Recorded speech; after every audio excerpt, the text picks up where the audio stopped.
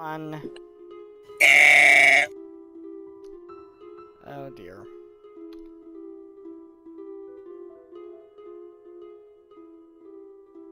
Let's see if we get this.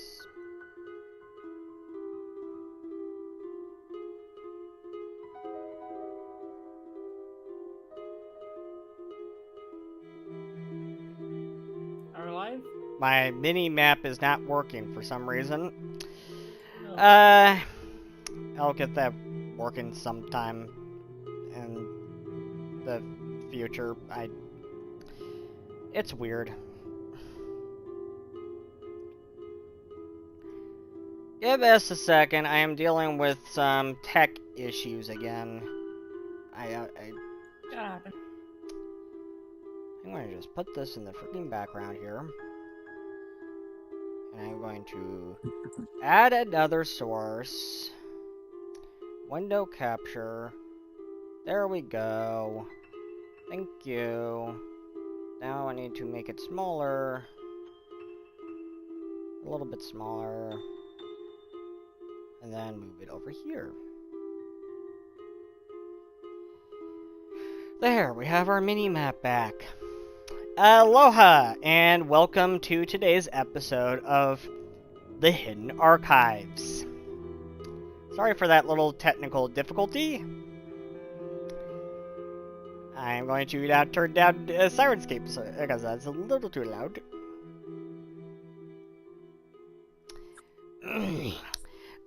So before we start off, I want to give a quick note about the current situation in the world. I usually do not do this, but this is important. Regarding the current conflict in Ukraine, what Russia has done is truly terrible, and I think I speak for everyone here when I say our hearts and minds go out to the good people of Ukraine. I pray for a quick end to this madness, and for those responsible to be held accountable for these terrible crimes. I hope our stream today and Tirana can be a respite, even brief, for everyone from this madness in the real world. And with that out of the way, let's get into it. When we last left our investigators, you had been called in after Crystal realized that she had played into Xulgoth's plans. She had sent another adventuring party to infiltrate the palace after Kwai and Ira were arrested wrongfully and for no stupid reason. For very, very stupid reasons. Oh dear.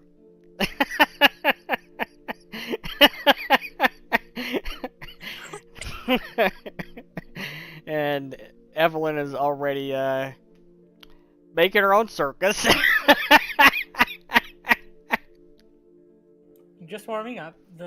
Just warming up the dice, you know. Yep. So, when she realized what Xulgoth was really up to after the Tuesday party, the other party had called her up and told her, Xulgoth's involved in this. We don't know what the hell he's doing, but he's involved in this. She decided. She stopped and said, "Wait a minute.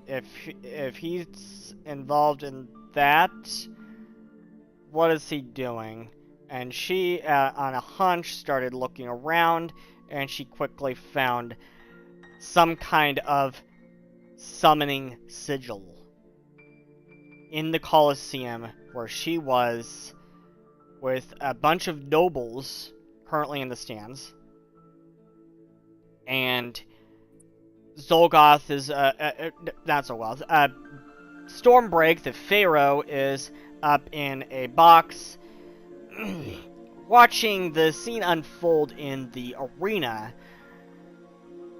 where Tanwin, Crystal's boyfriend, is fighting off a slew of monsters, a slew of Mystimon, and the last scene you saw was a burrow worm coming into the arena, and then Tanwin just summons his own burrow worm, and as it erupts from the ground, he is standing on top of it, firing arrows at the other burrow worm. Just a fun little side scene there. But when we last left off with you guys, this party, you know, you just had a confrontation with Xulgoth himself. After he was trying to get to Kauai, and then had a little confrontation with Ira, because she's standing up and trying to defend her girlfriend. You had a bit of a fight with him, and then he turned around and said, "And so it begins." And then nothing happened. And he then looked at his watch and it was like tapping it, and then he pulled out some kind of device that was pressing some kind of button, and then he was shaking it, and then he turned to you and said, "Sometimes you've got to do everything yourself. Ta-ta for now." And as he was disappearing, Rude decided to leave him with a little gift. That's Tyra. Oh, it was Tira. Tira decided to leave him with a little gift. Yeah, I hope he's gagging out the other end of the freaking teleport. But as we were leaving off with the other adventuring party, your other characters,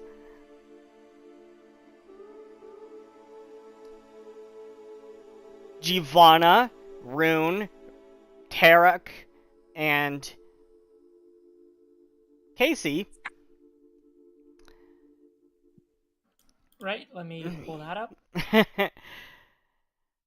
As we were leaving off with those characters, you suddenly heard an announcement as you were having a confrontation with Stormbreak, trying to get through to him, trying to let him know Xulgoth was the one who was manipulating you. And Stormbreak seemed to wake up to it, but then Xulgoth, you heard an announcement over some kind of bullhorn or something echoing throughout the Colosseum, as he said, "Ladies and gentlemen, I hope you have enjoyed tonight's exhibition match. Now it is time for the main event." And that was followed subsequently by a series of explosions happening all throughout the Colosseum. You are hearing people screaming.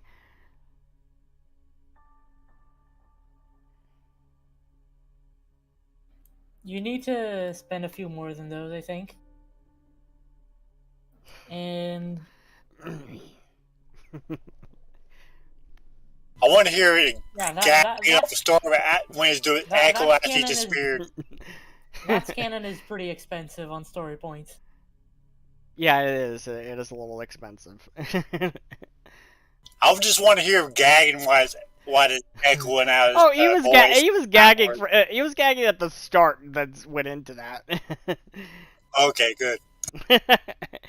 And that's where we pick up with the Saturday. For the first time ever, we have both parties here in the same place. we're going to pick it up with Tira, Bifrost, Evelyn, and Felix is here too, but he has decided he is going to help defend Guoi and Ira. We're going to pick it up with Tira, Rune, and Bifrost. What are you three doing? If I'm correct, I was not present. Bifrost was not present at the confrontation. Correct? Oh yes, that is correct. That is correct.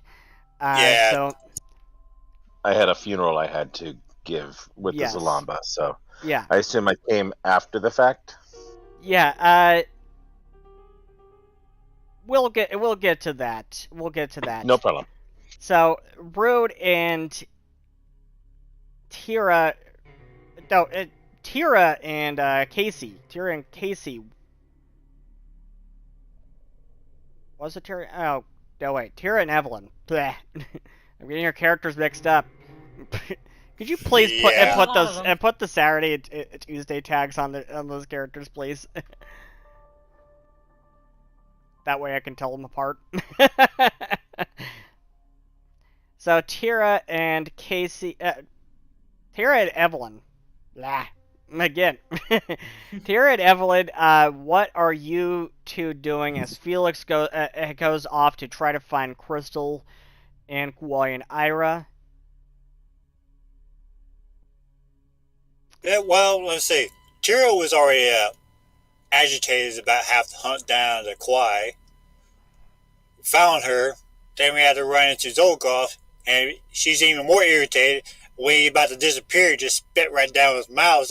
Hell. That's how Yeah. spiteful she is towards him. Yeah.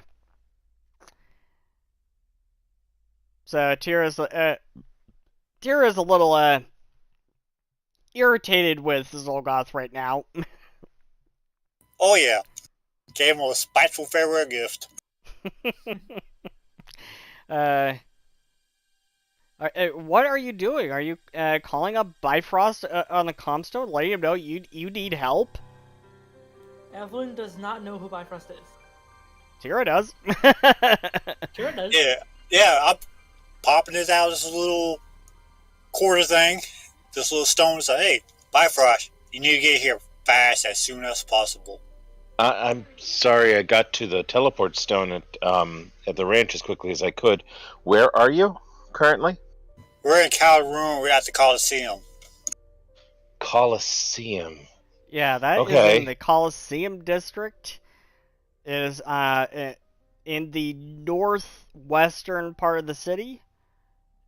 I'll have to find the fastest transport possible. Yeah, So hurry up and fly your butt here as you can.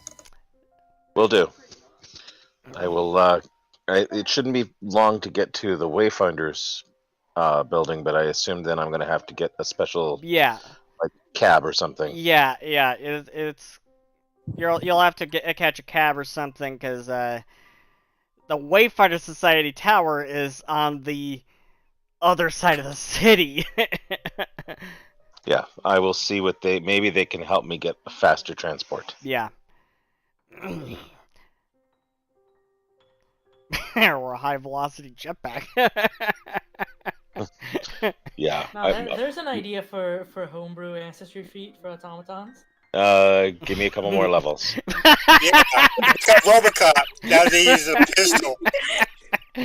Give him a couple more levels. Gunslinger, let's go. You can go with me, dead or alive. Right about level 10, I'll be sporting better flight, hopefully. And let's switch scenes over to the other party. Giovanna, you're here today. That's different. We don't normally have I am here today. We don't normally have you here on Saturday.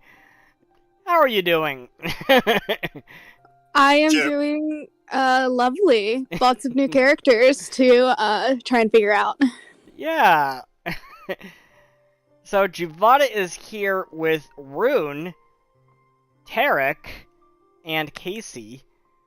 You are with Stormbreak, the Pharaoh, as this starts going on. And Crystal, Ira, and Kwoi are there as well. And Felix, he's super fast, so he arrives here very quickly. And he decides he is going to take it upon himself to play bodyguard for Kwoi and Ira.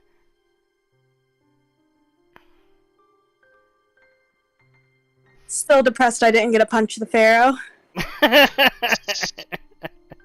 That probably wouldn't have gone down very well for you. Well, I asked his permission. If he said yes, it would have been fine. We asked for permission, mind you. Well, listen. I think there's another certain madman leader that we would like to all punch right now, but well, I Xulgoth digress. is going to say yes when I ask him to punch him. I wasn't talking about him, but I digress. Time the room Barbara's like, next time don't ask, just do. I digress. So, Tarek, Rude, Casey, Giovanna, what are you four going to do with this very bone-chilling announcement, followed by this series of explosions? What are you doing? Before I say anything, I just wanted to say, if anyone could have gotten away with doing that, it'd be Felix. Because what were they going to do? Chase after him? So there's explosions going off, right? Yeah, it's happening in a series starting from the northwestern end of the Colosseum and going off in a series around the Colosseum in a sort of counterclockwise pattern. Okay. So Tarek, anticipating where the next set of explosions is likely to happen, is going to take off at a sprint, moving towards the location and shouting and directing people to get out of the area, to leave as quickly as possible. But he is using an ability that's actually one of his character feats called No Cause for Alarm. All right. What does that feat do? It attempts to reduce panic. I can attempt a diplomacy check, and I get a 10-foot emanation around me. Anybody who's frightened gets I can basically roll against their will DC, and if I succeed, they are temporarily immune to fear for the next hour. All right. So I'm just gonna sprint and just keep calming people down. Okay. I was gonna say that Casey was gonna also help escort everyone to somewhere safe, so that could also work as an aid. I was also gonna say Giovanna was gonna help round up civilians. Yeah, these aren't just civilians; these are nobles. Nobles. Oh wait, I don't care about the nobles. I'm gonna guess that most of their save DCs though will be lower than that, so that should work for most untrained people. Yeah, that is going to certainly help with getting some of these nobles out of here. And Casey's so you say screw the elites? Yeah, the populace. Honestly, Casey would agree, but they're probably a bit too dumb to even tell that these people are elites. So I'm just looking at Casey and I'm shaking my head and I'm like, we've lost another one. Casey looks back very confused, what's wrong? Okay, what's right the now, check? I'm not try to differentiate between elites and the populace. I will only help the populace. I will not be helping any elites. So there are only a few non-nobles here. There's only a few general populace here. Yeah, most of the general populace is actually outside the arena, outside the Colosseum, protesting. And when this starts going off, you start hearing screams from outside there too. Okay, that's not good on the outside, but and the rune aspects is well, average person that actually is the backbone of society. Oh my god. I'm going to help them, but the least, fuck them.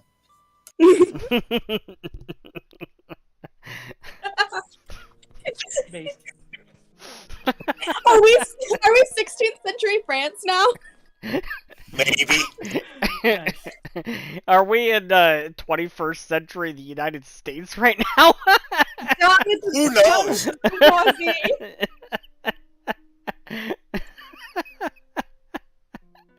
If they had the money for all that stuff, you know what?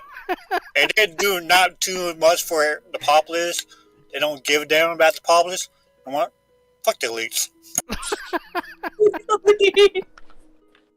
Again, Casey's helping because they can't tell. Mela is so disappointed in Casey.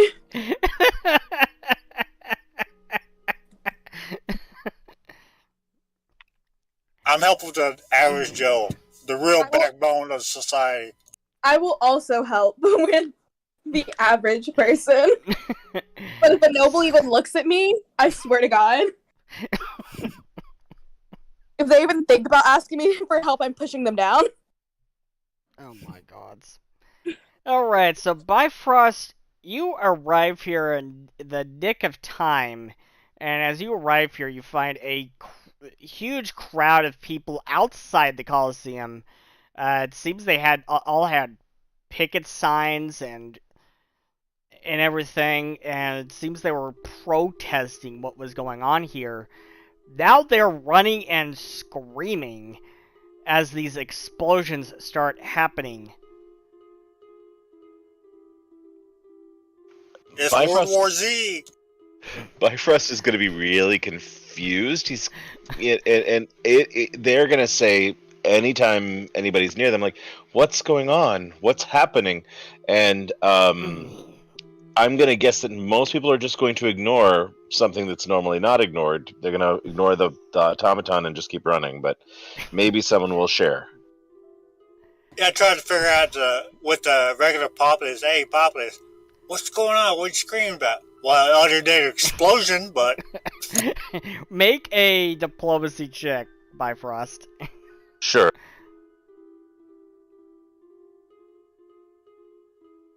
28. Wow. You do manage to get one person to stop long enough to tell you, it's some madman. He's blowing up the Colosseum. You've got to stop him. We've got to get out of here. Head towards that area, and if you see anyone fall down, help them out. And then I'll start making my way into the Colosseum to look for probably Xulgoth. That sounds about right. Yeah. Yeah, as you start heading into the Colosseum, you do hear his voice over this bullhorn cackling. Look at all the ants running and screaming, isn't it so wonderful? I wonder if Tyria hears that. He's like, oh, you enjoyed that little spit. Everyone sees it. Everyone hears it. Everyone hears it. Well, because of that, Tyria says, I hope you enjoyed that little spit, that little loogie.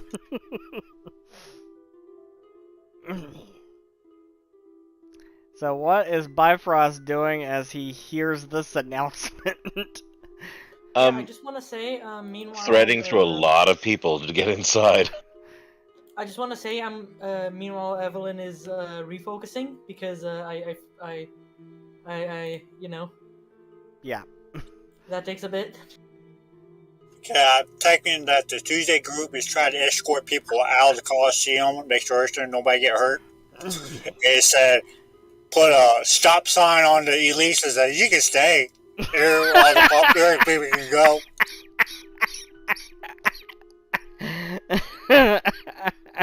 What? Wow.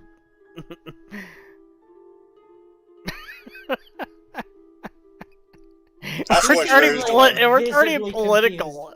We are turning political. Anti-political, how about that? No, I just refuse to help a noble. They can figure it out themselves. Apparently someone they can't. Anyways, Casey is visibly confused. If they can't figure it out, well, I feel sorry for them, but then again, I don't.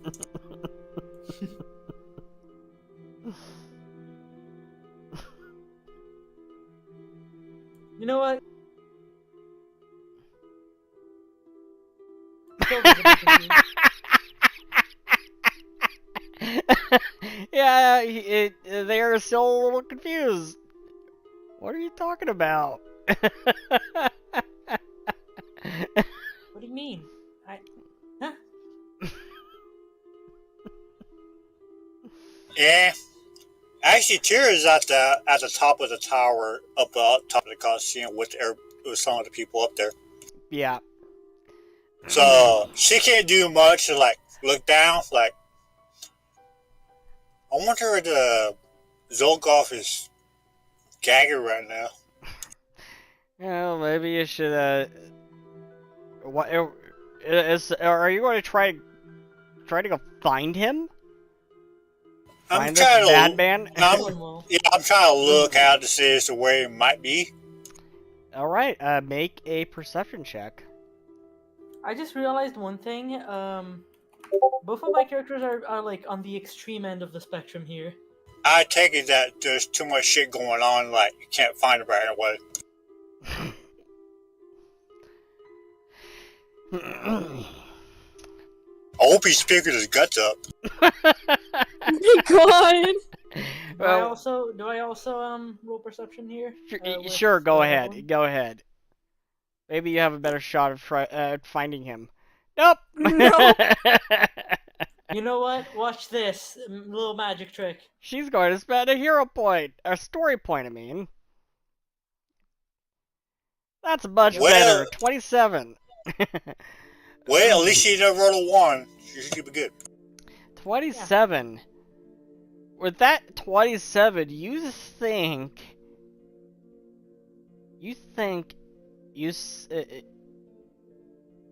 these actually in another sort of bullpen or something on the other side of the Colosseum. He's like, so you know where the Pharaoh's bullpen is. You know that is like on the southern end. You think you're hearing it coming from the northern end.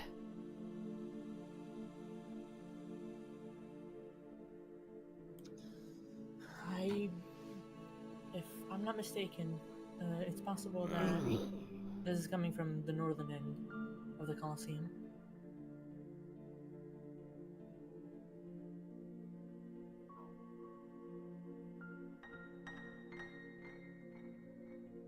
And also heading there and hoping Tira's following.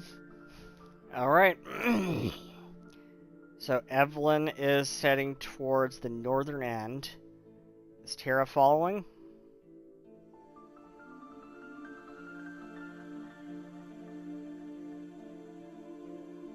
Yeah, okay, the CJ group, is everybody all like populous, finally getting out? Everybody's safe? What about the leads? Are the last ones out? Let's just say, if it's gonna be take leader position, they should be like the first one, the foot on the battleground, the last one out of the battleground, while regular troops. As they say, a captain should go down with his ship. Go down with the ship, you elites.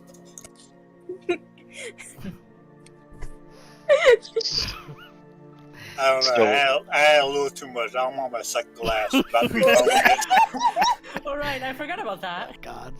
I'm just like Who has been drinking her flask? We're turning this political. So, Bifrost is gonna get on the stone and ask Tira where they're supposed to meet up. Like, where should they be going? Actually, let me see. I think we should meet people out on the outside to get out of this fucking hellhole real quick. See, I'm at the entrance already. Should I wait for you here, or where should I go? Well, go outside, where it'd probably be safer. There's a lot of people out here. It's kind of crazy. And make sure they get away from the building. Okay, I will do that. So for now, at least, Bifrost is going to be spending time getting people up if they've fallen and making sure people can get somewhere to safety out of the way. All right. If I may ask, who are you speaking to? Tyra, I believe. No, I'm Evelyn is asking that to Tira. Because although Evelyn has probably seen Bifrost, Evelyn did not register that they were supposed to be there. Yeah, Tyra also knows Bifrost, so yeah. He's also speaking to this. Yeah, well, make sure everybody's safe. Make sure the real backbones are safe. So, Tira, Evelyn's asking you where, who you were talking to. I'm talking to Bifrost, but in my mind. I see. You don't have to see him. You know who he is once you see him. And also, I don't actually see.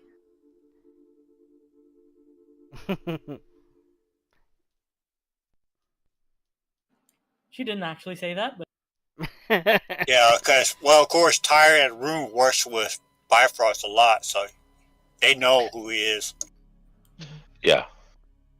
And Bifrost would probably have taken some time to say hello, but Bifrost was not with you on this thing, so it probably didn't even register that this was supposed to be a group. So, Yeah, it's supposed to be a group thing, but you know what? Chaos reigns, right? Especially when Xulgoth's around. Oh yeah, especially when everybody's playing two characters right now. Yeah, I'm only playing one character. Yeah. You should have lost the end. That'd be even more interesting. Makes it even. What was I gonna say again? I'm not putting Lossie on the combat tracker. Oh my god. You know what, fuck it. I'm gonna play 3 characters, but Agatha in there. No, I'm not putting Agatha on the combat tracker. She's not even here. and also put that too. She's out of vacation now. Yeah, in the river room. Honestly, Losty would be protesting. No clue what she's protesting about, but she would be. What's your protest about? Oh my god. I just saw everyone holding signs and thought it was cool. Yeah, I'm out of character. Would Losty have a protest about plants that rice too? Yes. With her gravy boots. Oh my god. Anyways, moving on. Gravy boots? Holy shit. This is what I deal with. On Tuesdays. Hey, apparently he's supposed to do it, but it is Saturday. If only Cyber was here to witness this. If you're watching the archive VOD right now, hi Cyber. Oh my god. I hope you're enjoying this. If you're watching the live, Cyber, I'm sorry you had to miss me. Okay, my face and my chest hurts. Ow. Laughing too much. Anyways, where are we? Indeed, Where were we? I think we've lost track. Yeah, we did lose track. Chaos reigns, right? What in the hell? Are you saying more characters doesn't make it easier? Apparently not. On paper, it does. So, from what I recall, the people downstairs, the Saturday crew, had started to push us towards, or they were pushing towards the north. Most of the people up top were trying to get people out. Yes. Mostly as many commoners as possible. Tarek had just started a full-on sprint to try and calm things and get people leaving methodically. Tarek doesn't have any real care for whether they are noble or not, just get people out, but is sprinting as quickly as possible towards where the explosions are likely to be next. All right. Which is not safe in self-preservation, but is absolutely where he's going. All right. So... So... Tira and Evelyn, you assumed make it to the bullpen on the northern end of the Colosseum. And who do you meet here but Xulgoth himself? Ah, I'm glad you could make it! Oh, I forgot to give you something. Here! He hands you a deck of playing cards. Your friend left it behind! Oh, that's good. Can I spill your mouth again? Oh my god! You're really caught up in that. That is... Sorry. So is anyone going to try to take the deck of playing cards from him? Sure, Doyle. Make a fortitude save. Oh, As shit. a jolt of electricity surges through your body. whoa! Oh my god! No. Please tell me you have a hero point. Yeah, I have your point. Hold on a second. Can I actually try to interrupt him grabbing the playing cards? I was gonna do that. You could try a reflex save. Just slapped it out of my hand.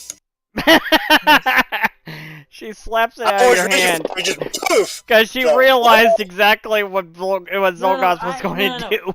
No. I grab you before you even like go to pick up one of the playing cards and just. I have an idea. What? I'm gonna cast mirror image. Okay.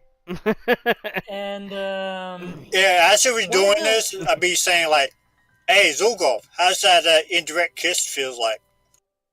Please! one of the illusions is gonna try to grab the playing cards. Okay, Evelyn, you can make a fortitude save for your mirror image. I don't need. Yeah. I mean, I guess so. I mean.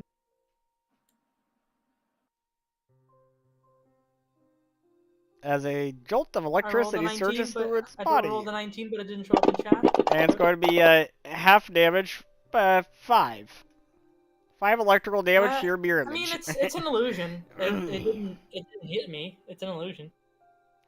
Yeah, it's to your mirror image. Yeah. Tira So has it just definitely like lost it just so the illusion just like grabs it and the electricity comes out and the illusion just dissipates. Yeah. Because if it takes any damage at all, it goes away. Yeah, as Tira tried to go over it, you got a car slapped out of her hands. So he goes in, she goes in. Hey, madman, come here. Grabs his collar. And gives him a kiss. Okay. Why not? She lost her fucking mind a long time ago. What the hell? Anyways, Okay, I'm say for that. you're Just to throw him off. you're going to make a You're going to make an athletics check to try to do that. Anyways, I'm rolling a stress save. Okay, why are you rolling a stress save? Just everything that is currently going on in front of me. I'm not actually, but I think Kira just lost her mind. She's falling in for a man. Holy shit. What is Kira doing? I don't kink shame. I think she's doing to throw him off. What is she doing? I do not know. And it's at this point when Bifrost, you make it here, but at the same time, Giovanna makes it here, Tarek makes it here, Casey makes it here, so everyone is here. And Giovanna, when you see him, make me a will save. God damn. 1 sec. Where is my... There you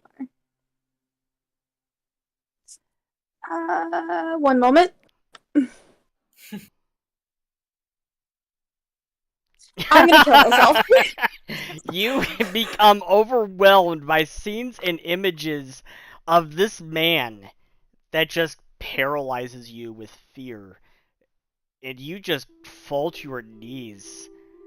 And as he sees you, he says, "Ah, it's you! I was wondering when my pet would show. Indeed, you do not disappoint."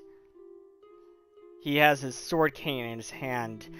The memories overwhelm you, don't they? Your kind are a curious bunch. Not like the other mudbloods of this world. Your kind, with the right motivation, well, you are quite malleable. And he leans down to you. What's the matter? Aren't you happy to see me? My, where's the backflip? How's disappointing? And he pulls something from the back of your head. And it looks like a little chip or something. Sife technology. Quite interesting. And very effective. Though it seems it has some nasty side effects. But you see, I do not need you anymore, so it is no matter. And he stands and turns away. I'm sure you were wondering where you even come from. Allow me to explain. You were a pile of junk when I found you. Old Sife technology left behind in a grand old city ruins. I am sure the psychic was wondering whatever I was doing in those miserable islands. But that is beside the point. You presented me with an opportunity to see within the eyes and minds of Crystal's little pets. And oh, did you perform your task well, albeit with a few glitches, so to speak. I have learned much about you, and I have learned much about you all in such a short period of time. Know thy enemy, after all. So now, you know everything about me, and I know everything about you. I look forward to the next round of our game. Evelyn unsheathes their sword cane and points it at him. Leave her be. Ah, touchy, touchy little bird.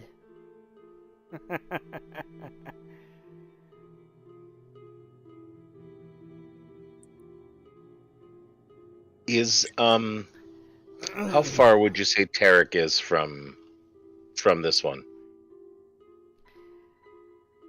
Tarek is about 20 feet away, I would say. Okay, he's gonna close 5 feet. No more than that, but just to be within 5 feet of both Giovanna or 15 feet of Giovanna and Xulgoth. Evelyn's gonna put herself between the two. Between whom? Giovanna and Xulgoth. Yeah.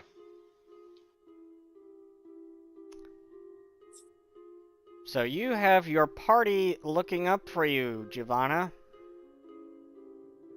Hey. I'm so depressed I didn't get to throw soup at this man's face.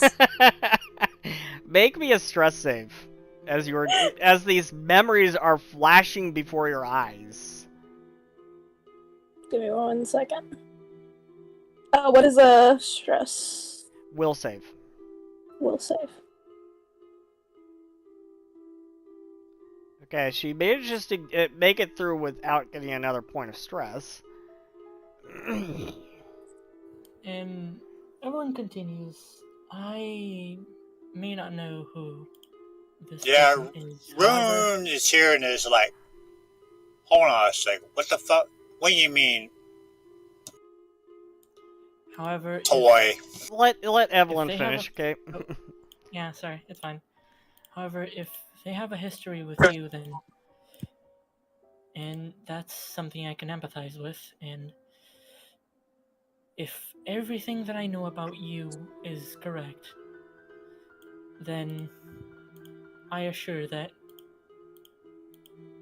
the memories that they may be experiencing and anything that they know about you, none of it is pleasant. I used to think that the time I was in your presence was good, but looking back, it was the most stressful period of my life. And I will be sure that no one else has to relive that again.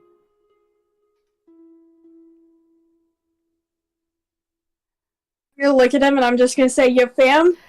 He now has a handkerchief and he's kind of wiping a tear from his eye. Oh, that was so. Wait, what am I doing?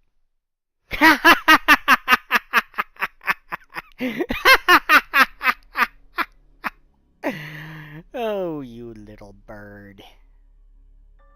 You make me laugh. I'm not afraid of you. Ooh, you should be.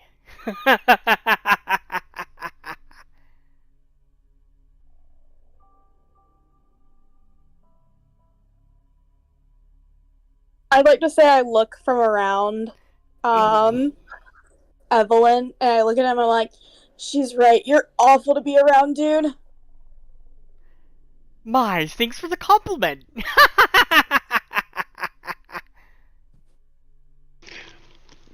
Tarek now speaks up. You said you had a plan, something that would be fascinating. So far, I'm seeing not much of a plan. What's your point? Oh, you haven't turned around yet. Take a look behind you. Tarek is not going to turn around because he wants to keep his eyes on Xulgoth at the moment. And if Xulgoth moves, Tarek is going to remain within 15 feet of him and anybody else around Xulgoth that he might be threatening. I have a feeling that Rune would be within 20 feet, but not close enough. And yes, I'm doing that because class-wise, there's a very good reason for me to stay within 15 feet. Yeah. Of course. And I have to be able to see him. Seth? Yes? Can I backflip? Yeah, that backflip. Oh, Roll. okay. Go ahead, make an acrobatics check. Please! 23 is a fail. No! Oh! She flips backward and then falls on her face. I'm gonna try and grab her before she falls on her face. Okay, make a reflex save. And Xulgoth says, "Ah, so there it is. Not very fanciful, is it?"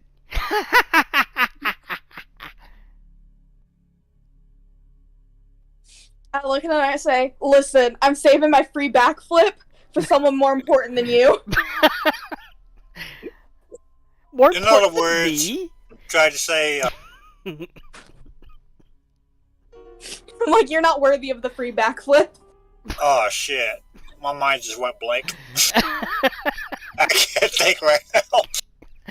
Maybe you shouldn't have been drinking. So is anyone going to look in the direction that Xulgoth was pointing? Can I? I suppose Scoop that out of my pocket and throw it behind me. You're right. What? Take what out of your pocket? I want to take the soup out of my pocket and throw it behind me. I'm not looking, but I'm throwing it behind me. Okay. Make an attack check. Just a plane. If anyone that wants to turn around, it won't be me because I am kinda directly within backstabbing range.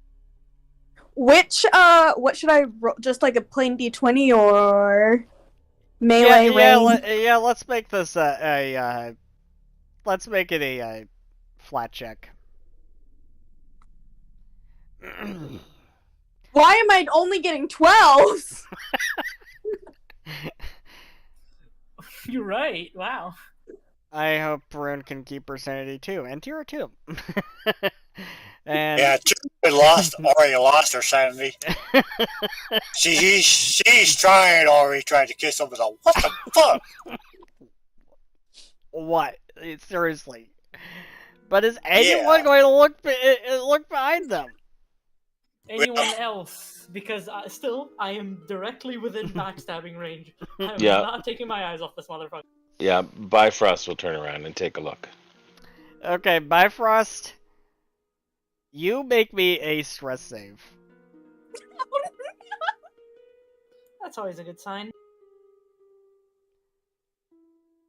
We are not rolling well tonight. Bifrost, this is what you see.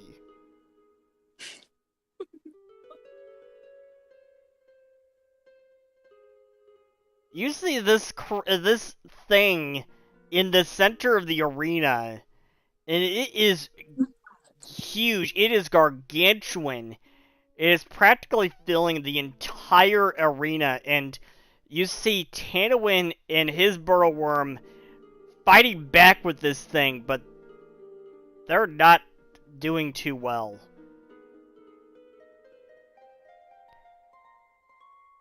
And with your 24 stress save, you managed to not take a point of stress. What do you do?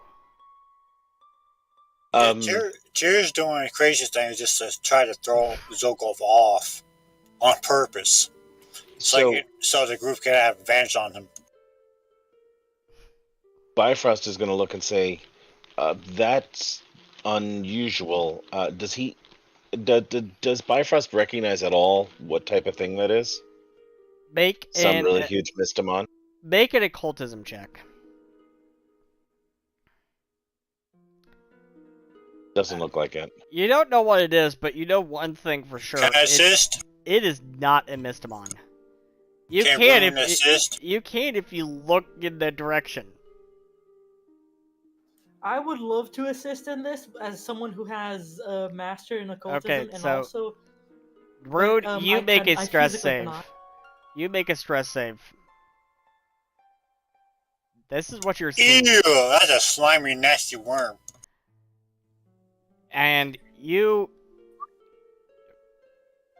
also make a stress save. Who? Even Rune? Rune, make a stress save. That would be will save, right? Yes.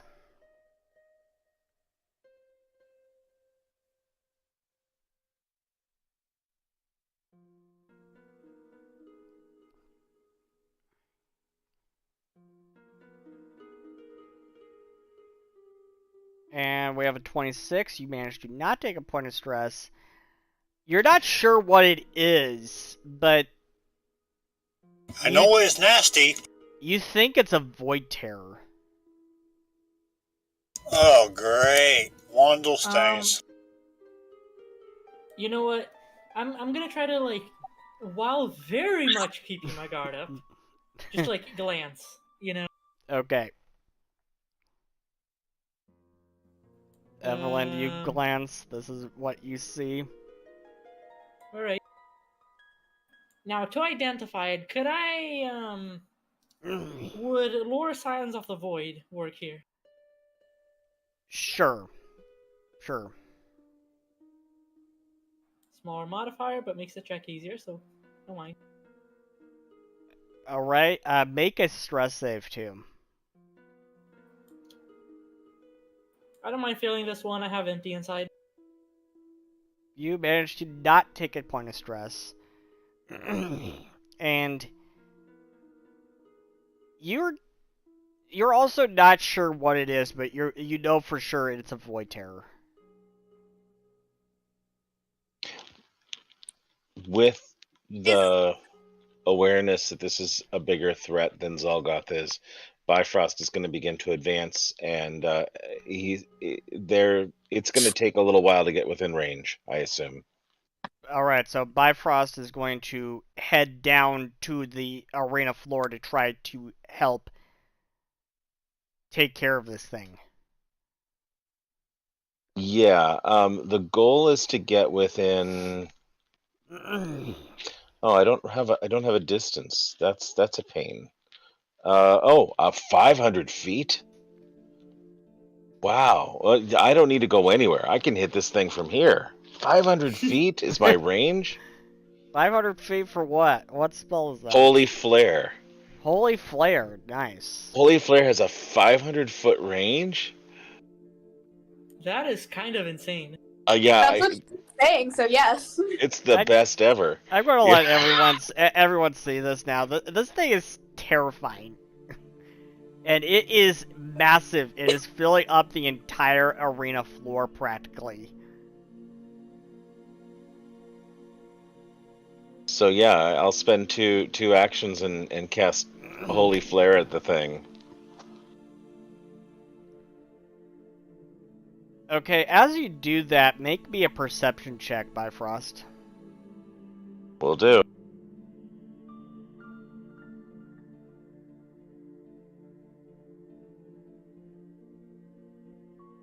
Almost rolled the wrong character.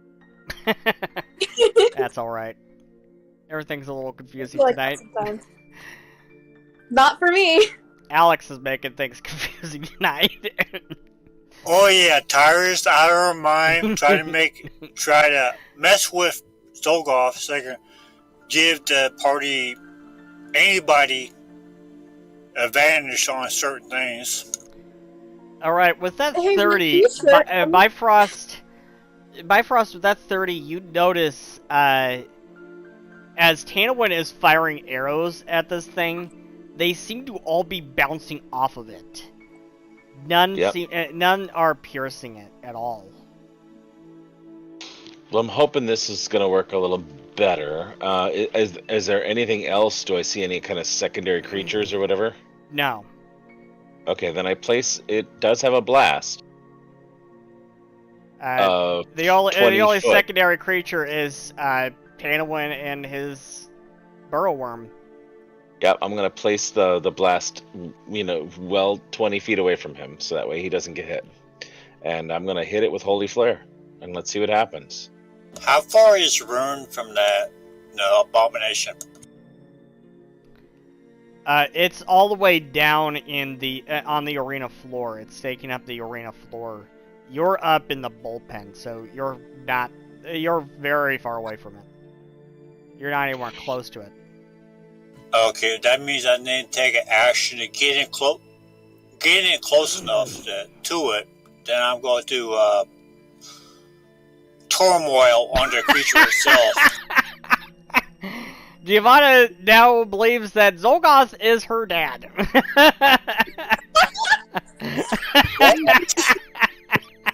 That makes Crystal your cousin. So That's a fucked up way to think about it. Giovanna, you could have a story point for that one. Thanks. And what the hell? Everyone can have a story I'm sure we can point. bring that up. I'm sure I'm sure you can bring that up in group therapy, Giovanna. Yeah, everybody needs a group therapy, you know. After this is over with. Savannah's therapist is Losty, so just dealing with. No. That's bad. They need group therapy, just dealing with the trauma of just dealing with this madman, the psychopath. Yeah. Afterwards, Bifrost is happy to offer Giovanna personal therapy if they so desire.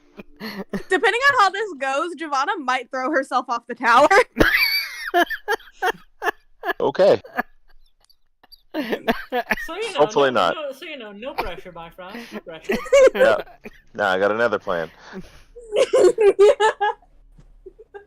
So Bifrost, what are you're launching this spell at this creature? Yep, Holy Flare. So in my hand, like a small bead of light appears, and then it grows and swells, and then launches directly between the two hands and out directly at the creature. I'm gonna plant it where it will hit the creature, but not hit Tanawin and Burrowworm. And it is radiant light, which should hopefully help. And it does 66 radiant damage to all creatures in the area. All right.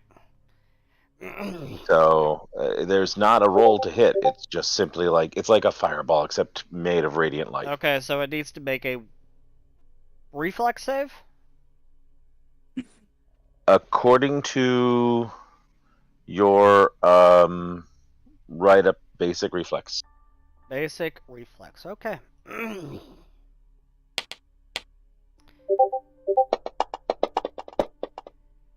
And that is a total of 33. That's Bifrost's current magic DC is, I believe it's 23, but let me confirm. Oh dear. It'll be a success. Even a critical success, though, you'd still have, with these types of things, it's just half damage, if I'm correct.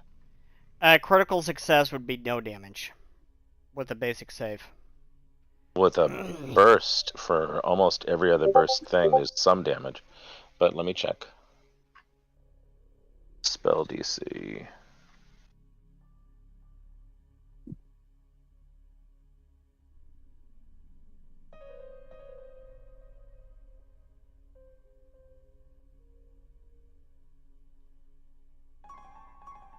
It doesn't want to show me my spell DC.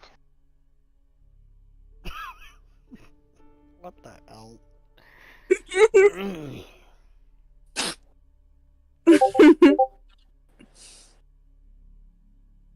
Yep, spell DC is 23, so would be critical. So it's a critical success. Yep, 10 above. I'm just looking to see a comparison, because most of these burst type things do have some amount of damage.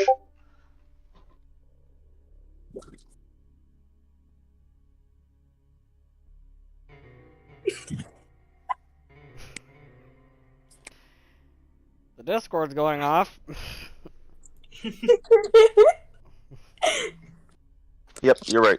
Basic means no damage at all. So it does makes a really beautiful light. Something that might very well have damaged something like this, but yeah. But short of it rolling particularly low, which seems unlikely, it's too powerful for us to fight. Okay, good to know. Yeah, that means you have to come up with some other way to deal with this thing. Casey is gonna cast Tame. No, I'm not. It's on our side Try to tame a void terror. Are you insane? It's on our side now. Please try. Casey, Jackie, I need you to try. Oh, if only it was my birthday and I had an epic point to make that crit. I'm not gonna try, but you know. Please. I wonder if Fnatic can also help Giovanna. Look, if I see if Casey sees like a big giant evil monster that they don't recognize, their first instinct is, "Oh, I'm gonna go pet it."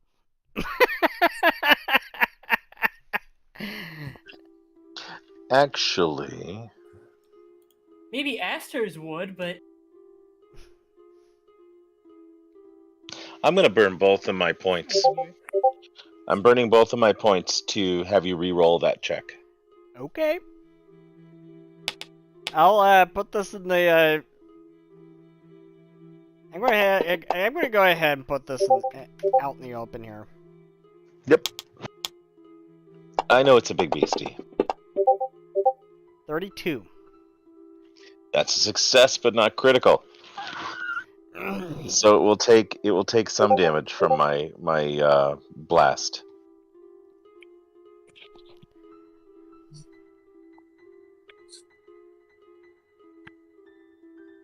So it'll take half damage. Some. Yep. So that's radiant damage. If it's vulnerable to radiant damage, though, it should just take the regular amount. I don't know, but I can. No, when what happens is if it is weak to that type of damage, it takes a certain amount of extra damage on top of it. It depends. Well, and I'm hopeful. It has no weaknesses. Okay. So it takes 9 radiant damage, which means I'm probably the first thing that hurt it.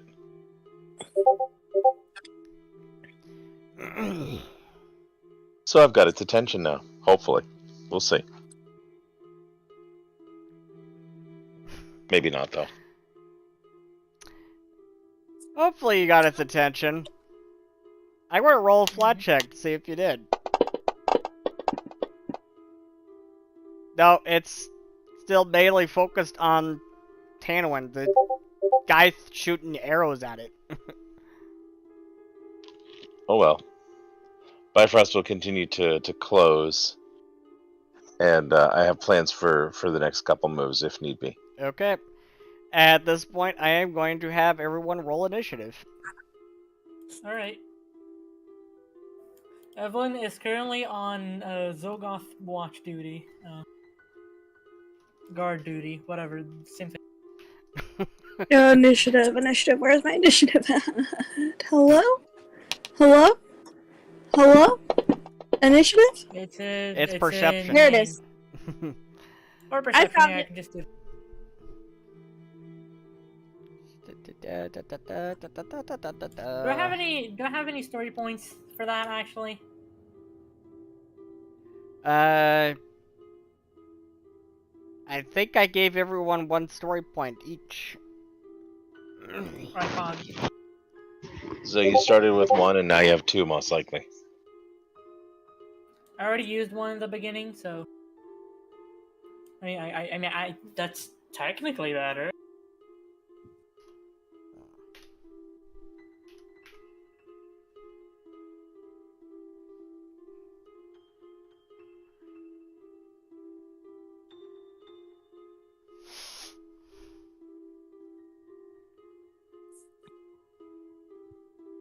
We need a perception initiative for Casey and Rune. Okay, now just Casey. Okay. I already know what's going on, but she's doing it on purpose so to give the party advantage against Xulgoth.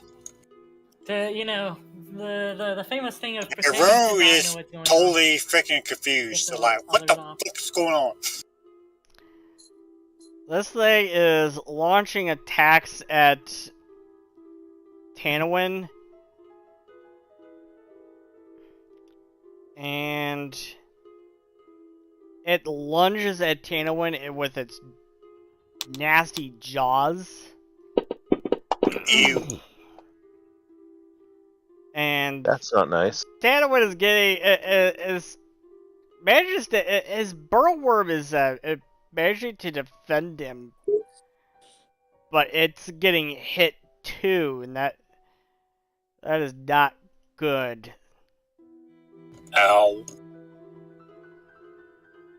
Now you see this thing has lunged at Tanawin, and the burrowworm kind of blocked it, and now this thing has its jaws locked on the burrowworm,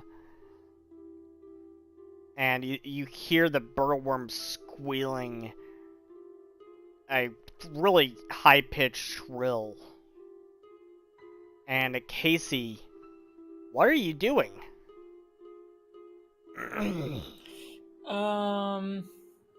Casey snaps their fingers like, "All right, kitty, now's the time."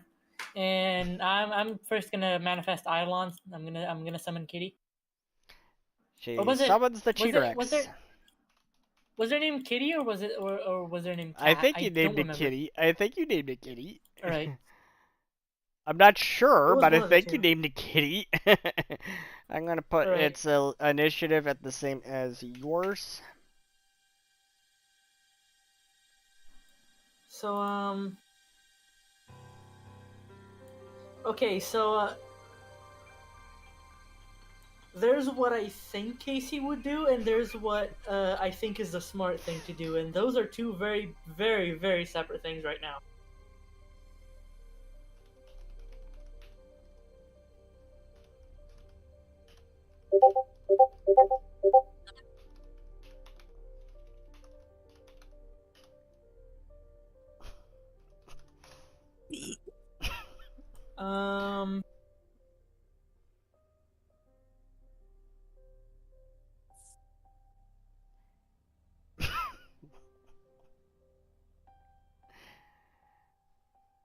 We're having a hell of a day.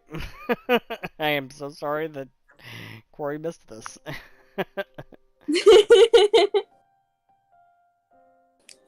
I'm gonna try to get within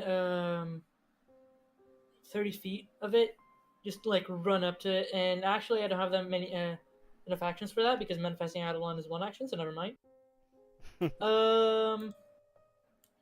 the one fighting the thing again at close range? Tanawin and his burrowworm is fighting at close range. His burrowworm's hurting right now. I'm gonna cast Protect Companion on the burrowworm. Why not? Protect Companion? What does that do? You extend your aura as a magical shield that protects your... Oh, it has to be an Eidolon or a minion. Never mind, I don't cast anything, actually. I thought Companion was in the general term of just ally, but no. Wah.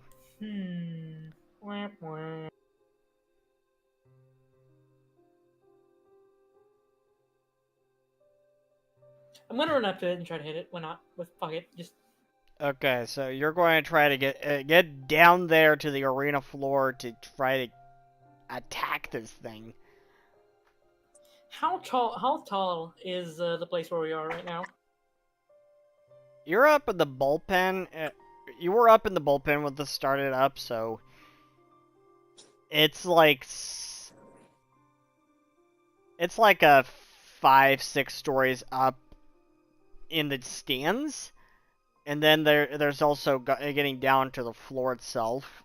That's like another story. Right, yeah, that is more than enough for a leg to break. I'm not jumping down.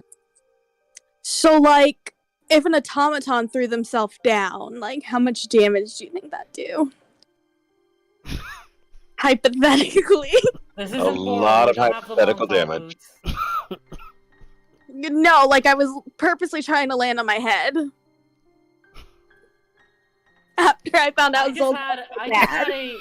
just had a okay, so I just had an idea. So what? Hold on, Casey. Giovanna, I want to know what is going through your head right now as you realize all of this. As I realize that Xulgoth is in fact Daddy. I mean, you don't need to use that word in specific, you know. There's a lot of thoughts going through my head, mostly about what's the easy? How do you kill an automaton? Like, how do you self-kill? Why would you want to kill herself? Because Xulgoth is my father. She currently can't handle that. Okay, make me a stress save. Let's see if you can. I just had an idea. You take a point of stress. Thank you. I'm gonna. Okay, so but I do look at Xulgoth and say, "Papa." I know what I'm gonna do, actually. Okay, let's back to Casey now. What are you going to do? Casey takes off the necklace of fireballs that they have. Oh dear. The entire necklace of fireballs, I'm gonna toss it at the Void Terror. Okay. They are going to launch it at the Void Terror. Make me a ranged attack check. No, it's actually a reflex save. Oh, it's a reflex save. A DC 27 reflex save, or else they take... let me pull up the calculator for this. Oh, dear.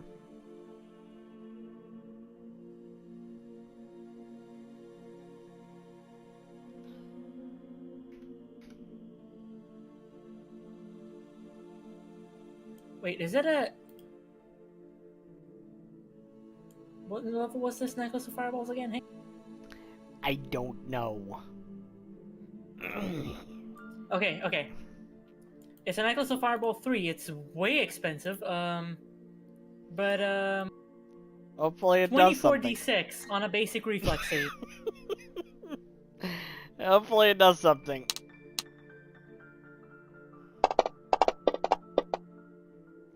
$35. It's not a critical success. Not a critical success. Okay, it does something. Okay, so hang on. 1, 2, 3, 4, 5, 6, 7, 8, 9, 10. Hang on. How much? 24, okay.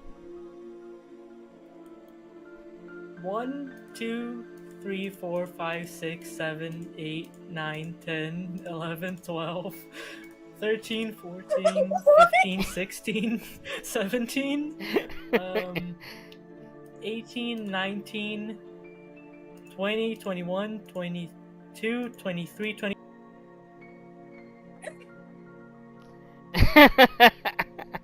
And it takes half of that. It takes 46 damage. It takes 46 damage. This thing, you launch this thing. Casey just yells, "Alright, Agatha, you told me to use this as a self-defense thing. So fuck it!" And you see a huge series of explosions. Just blowing up all around it. And all over it. And it lets go of the burrow worm. It lets out this huge shrilling cry that is just piercing the stadium, and it looks up at you. Wait, shit, I just remembered. I think she told me to only throw one. Go another! For that case, you have a story point. Thank you. Tyra says, "Door another! I'm here!" Why is she fucking trying to throw Xulgoth off? So, is that Casey's turn? Yes. Bifrost, what are you gonna do? I have to get within 30 feet of our allies if I can do any kind of healing on them. And we're way high up, right? Yes.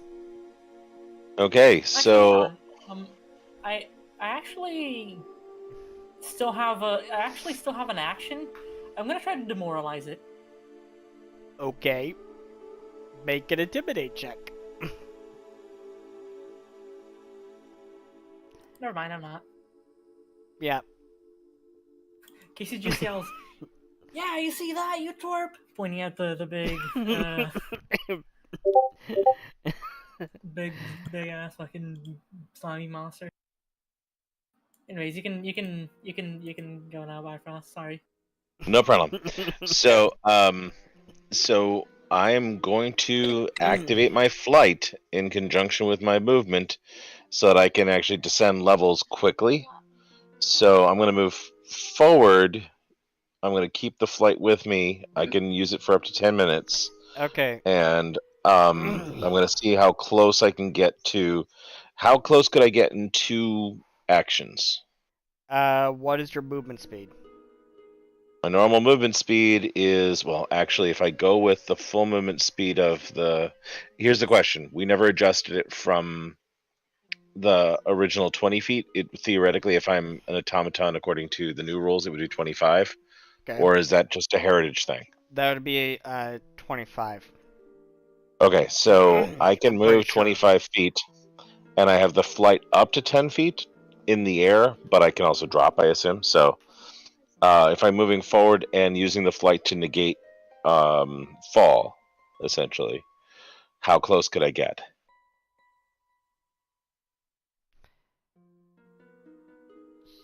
Give me a second. No problem, because I mean I might use all 3 just to get within the 30 feet, so next turn I can do a heal. But I just... What type of automaton are you again? What's your heritage? The heritage is I am the brass or clock. Yeah, not clockwork. Brass man. Yeah. Okay. So it's 25. I just Okay. double checked. So running is, even if it's at 20. What I'm trying to do is move directly forward, not worrying about the fact that I should be going down multiple stories as I do that. So hopefully we can sort of negate that with the flight. And I'll use that to get as close as I can, assuming next turn will be the time I can actually start dishing out as healing. you get closer to it, make a perception check. Will do.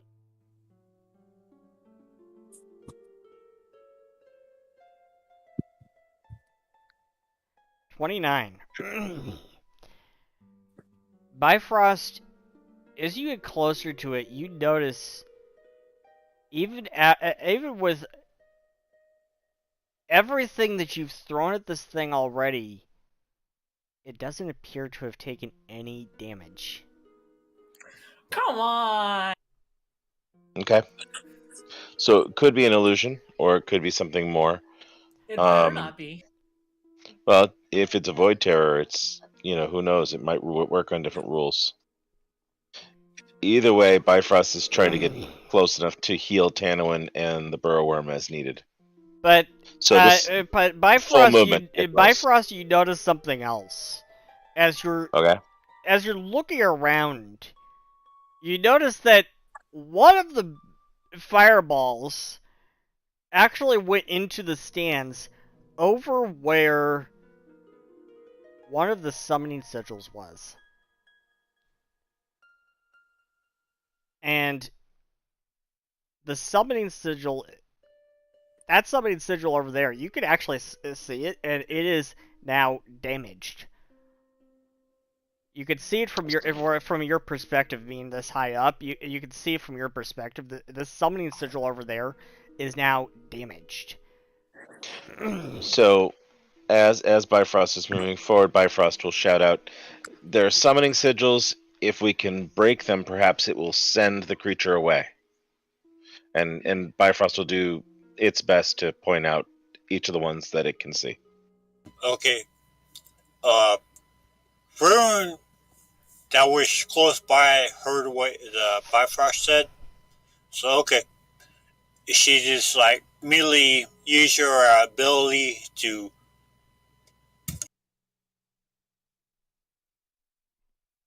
disappear. simply slide across to poof right into the next system, try to destroy the next objective. So I'll use my full movement, point that out, but I'll also my goal is to get close to Tanowin and the Burrowworm to hopefully keep them alive. Okay, so Yeah. Rude. So Tira, what are you doing?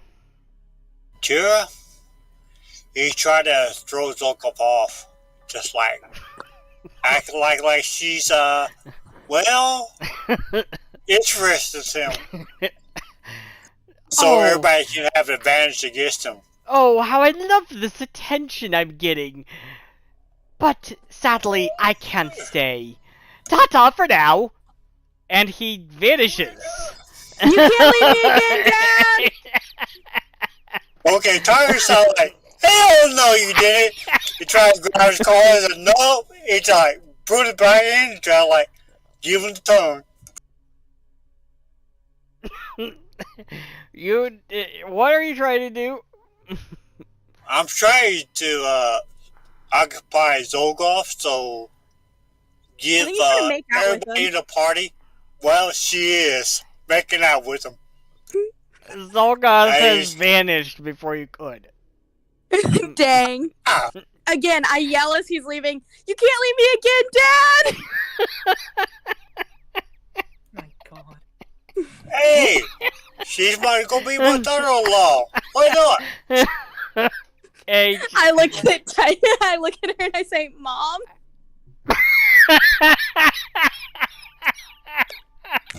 Hold on a second. He just popped out of smoke.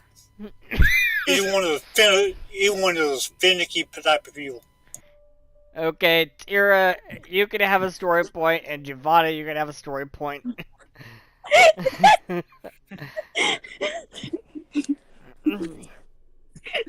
Okay, I have a question. Do story points, do they transfer to both characters? In this case, since you're using two characters at the same time, they're shared between both characters. All right. Yeah, I'm asking because just to keep track of the one I have. Yeah, let me just say, I'm a little lit, so I try to make things weird. You don't say. You're weird? That's pretty likely. Unlikely, I try to throw Xulgoth off so everybody can get out of advantage and get some. I mean, that would work, yeah, but. I wonder, can I make a will save? See how Tyra is just lost her mind, or she still trying to hold to the plan? Sure. Make a will save. Okay. I'm gonna read if I can cast Empty Inside on just me, or if I can do it on someone else, because I think that would be useful right now. Okay, it's just me. I would like to go ahead and spend a storage point so I can make it a little better than that 9. That is a very risky story point. Very risky. Yeah.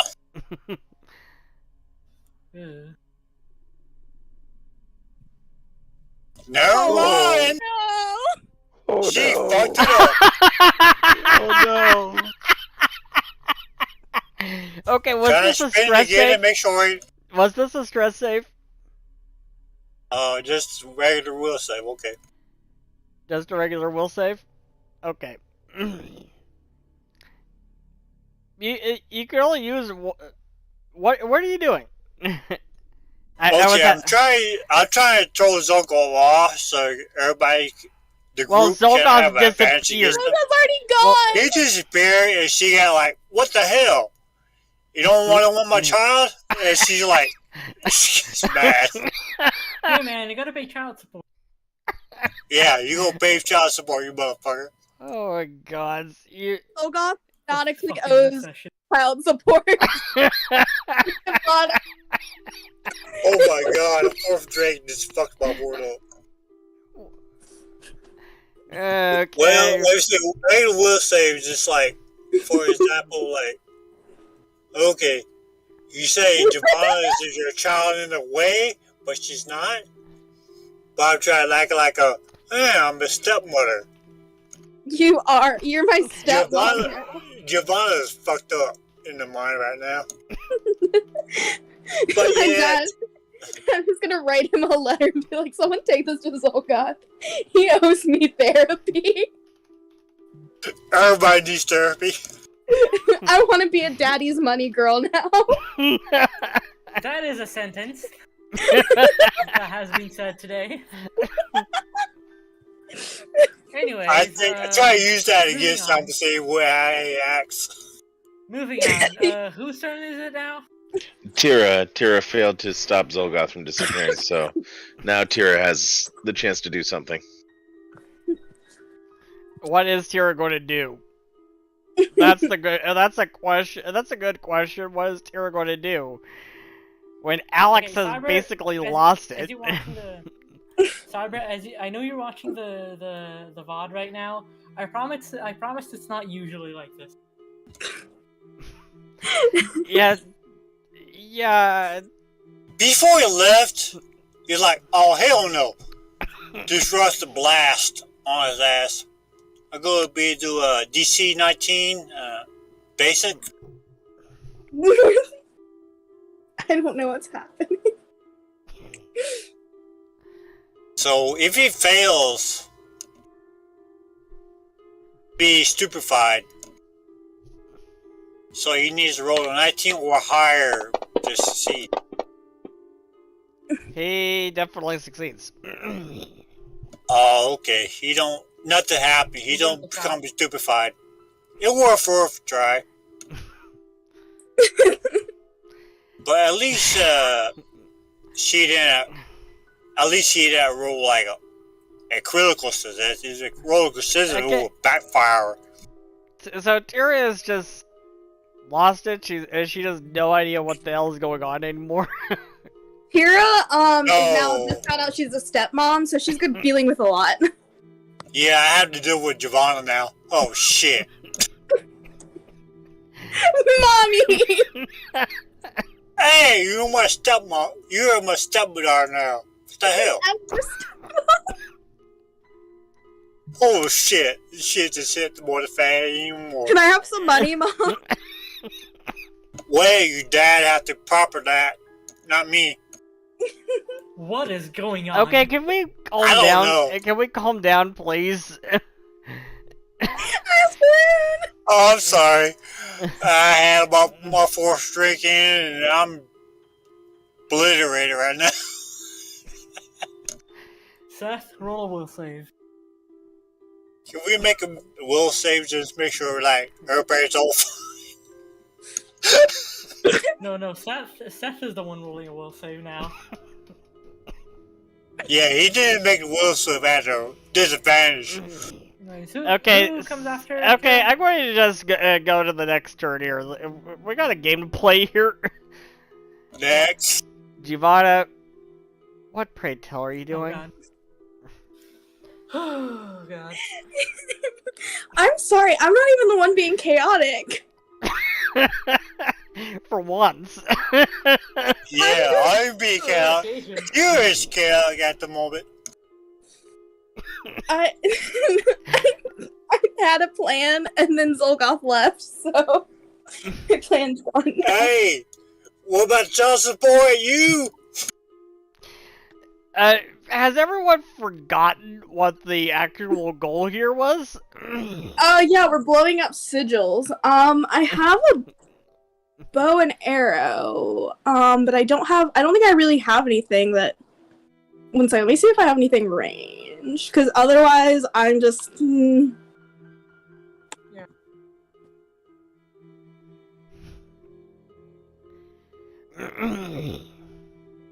How far away is this? Bifrost pointed out where some of them were. He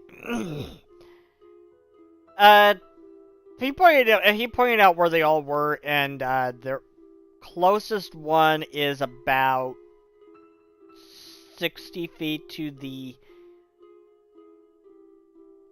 west. So And it's down in west, or it's just to the west? Down west.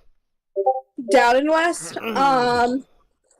Well, because I'm already here mentally, I'm throwing myself down, and we're just gonna see what happens in the direction of the sigil. Oh.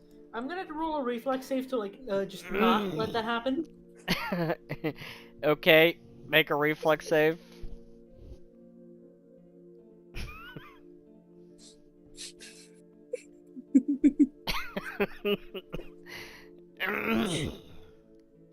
You managed to catch her. What do I have to do to shake her off so I can still throw myself down? Evelyn, what are you saying to her? Unless you have a way to properly, safely land, I strongly advise doing such an action. I look at her and Against I say, doing such an action. I mean, correct do- myself as a player. I look at her and I'm just like, so you know my dad? And I just found out he's my dad. I think this is gonna help me mentally. And then I yank my arm out of her grip and yeet myself. No, you don't. Yes, I do. What do you gotta do here? Yanking my arm out of her grip. I'm down for an if we need to do an athletics here. I'm down. I have 4 strength. Okay. Okay, make an athletics, Evelyn. Against Giovanna's athletics DC. My athletics DC is 1 second. +1. So 11. 11. That's a critical success.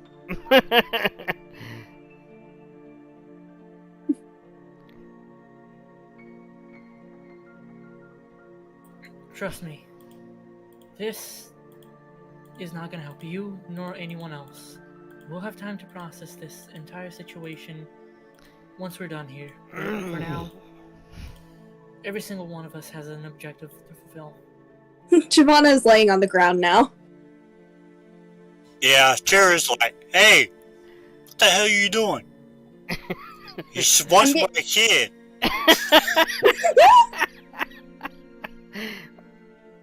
Tyra completely lost her mind, but Rune on herself is like, what the fuck is your dad thinking?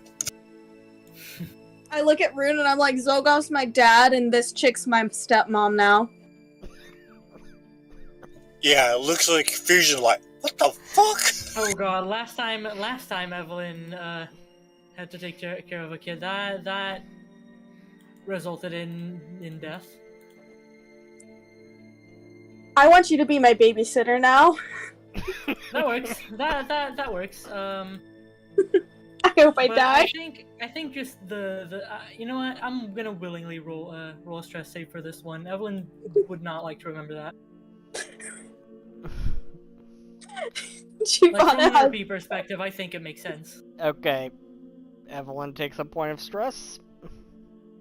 Giovanna just has depression now. Giovanna is very grateful for her new stepmom, but not for her new dad. Yeah, Evelyn just sighs and responds, I suppose so.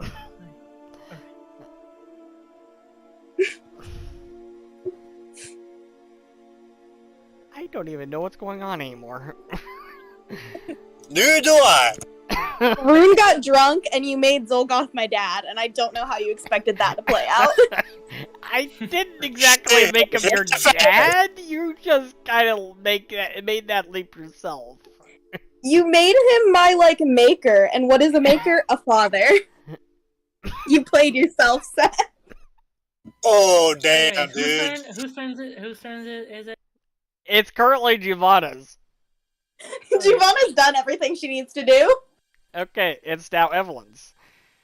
Evelyn gives her a hug.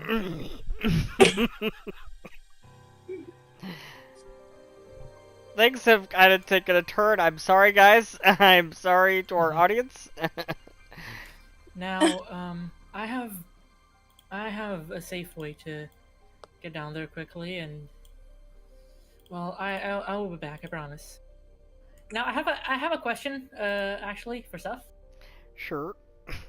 Do teleportation effects negate momentum? Momentum? Like upwards, downwards. You know, do they negate that kind of momentum? Yeah, I'm gonna go with that. As in, like, So, if someone was falling and then they teleported, would it take out the falling momentum? yeah. And are the sigils like on the more downwards part of the colosseum? Or downwards. All right. I'm gonna ready an action of dimensional assault, and I'm gonna put my target as the ground, and the trigger as me being within, like, let's say 15 feet of it. You know. All right. So Evelyn like makes a similar leap as to someone who's like leaping out of a window, you know. All right. And right before they touch the ground, they momentarily like disappear and like reappear on it, like completely unharmed. And I'm gonna run towards the and with my actually leaping was probably like one action, and since reading is two, so that's my entire turn. I'm now on the bottom floor. She is now on the bottom floor. Ladies and gentlemen, the bird has left the building.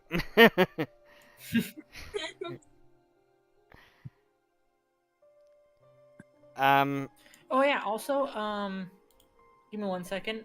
I actually want to see. Okay, enveloping light is once per day. Did I use it last session?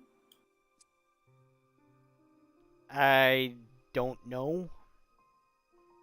Because I have a tattoo that can heal me, so I'm thinking of whether or not I use that. But that's for my next turn. Okay. Moving on.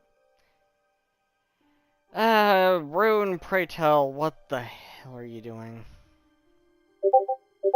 I don't know yet. Shall I skip to Tarek?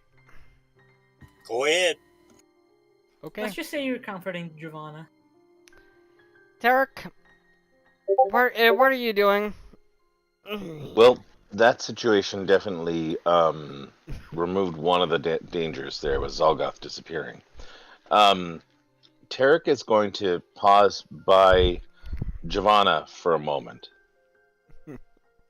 And Tarek is going to tap Giovanna on the shoulder and speak just a couple of words very quickly to her. You know, I could see you were heading for something, and it would be incredibly valuable for you to be the one to take care of the sigil closest to us. And I want to see you succeed at that. But you've got to make it through this if we're going to succeed. So do your best, and I believe in you. And Tarek is going to use for that action the guidance cantrip. All right. So you've got guidance, Giovanna, Okay. on your next action. You get one roll, and hopefully it's a roll that's going to help you towards succeeding. You get a bonus on that in the next turn. So, I look at him dead in the eye and I say, I'm gonna commit patricide, and then and Tarek is going to nod briefly and say, let's see when we see that guy again whether that's a possibility. But for now, Yeah, we'll we got to stop that creature. And then after that, Tarek is going to, take off and move full on towards not the one that's closest, because that's the one that Giovanna's most likely heading to, but the next one slightly farther on. And it's just going to be full movement to get towards that one. All right. Tarek spends a full movement to get to the next one. And I can use... I do have powerful leaps, so if jumping or jumping down is really useful, then, so be it. Sure. And Felix is still guarding people. The Void Terror is lunging at the bullpen now. It is actually lunging at the bullpen now that it's noticed you up there. It lunges at the bullpen, and everyone make a reflex save. Oops. Everyone is still up in the bullpen. Will Tarek count as that or not? Tarek is not there. Giovanna is still there. I'm so mad. I've never been so mad in my life. Not there. That is an awesome roll. Giovanna managed to not get hit. Casey hey, and that actually is a hit. +1 to 32. That's a lot of dice. Wow. Ira gets hit. You said reflex, right? Yeah. Rune's up there too, so Rune needs to... Rune... doesn't get hit. Well, it's going to be a basic reflex save, so it's going to be... Giovanna gets no damage. Casey gets... Giovanna does a backflip as it hits. Oh gods. To dodge it? I mean, I've seen that in action movies. Casey gets... I say we allow that. Casey gets full damage. Tira gets full damage. Rune gets half damage. Bifrost, you're up in the air. Yep, and Tarek is sprinting. Yeah.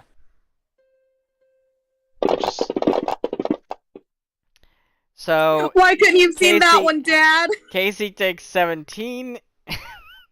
Tira takes 18. And Rude 17 is nothing. Rude takes 8.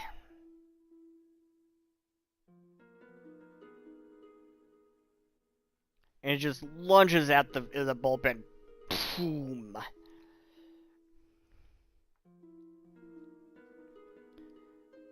Playing a character with a lot of health is really satisfying. I gotta say. Yeah, it is. And it is Casey's turn. I'm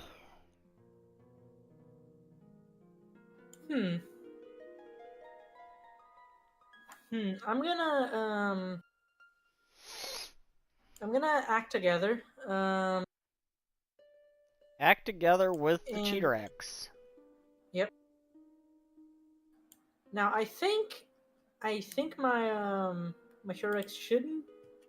Which feats did I get again for that? But I'm trying to see if it knows a spell or two. I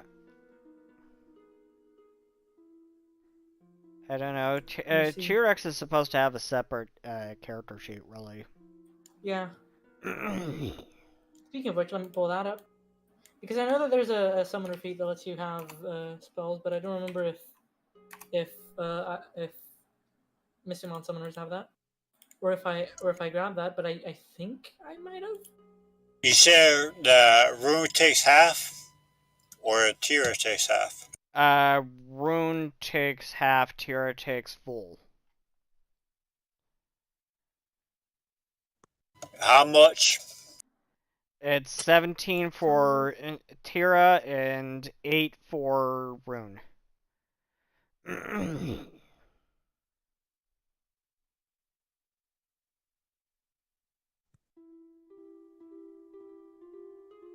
Alright, got it.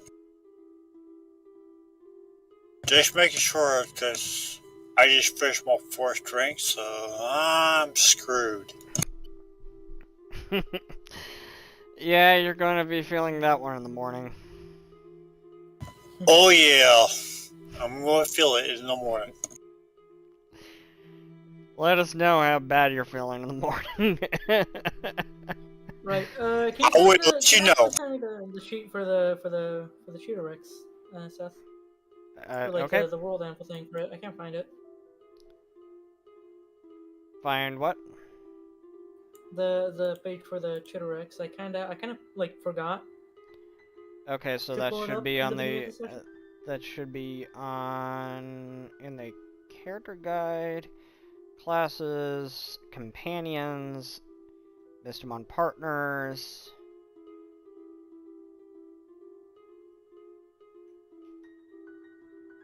I have found it. Here you go. Have fun. Alright, Chirdex is a stage 1 Mystimon. How far away is the Chitterrex from the thing? Is it like 20 feet away or so? By any chance? With this creature's head kind of right in the bullpen. Yeah, basically about 20 feet. Alright, then I'm gonna use Fire Charge with 2 actions. Okay. And then Casey is just gonna hit it with a good old battle axe +1. So with Fire Charge, your Mystimon partner ignites the flames on its body in a fiery rage and rushes forward using its momentum to increase the power of its attack. Your Mystimon partner strides twice and then strikes.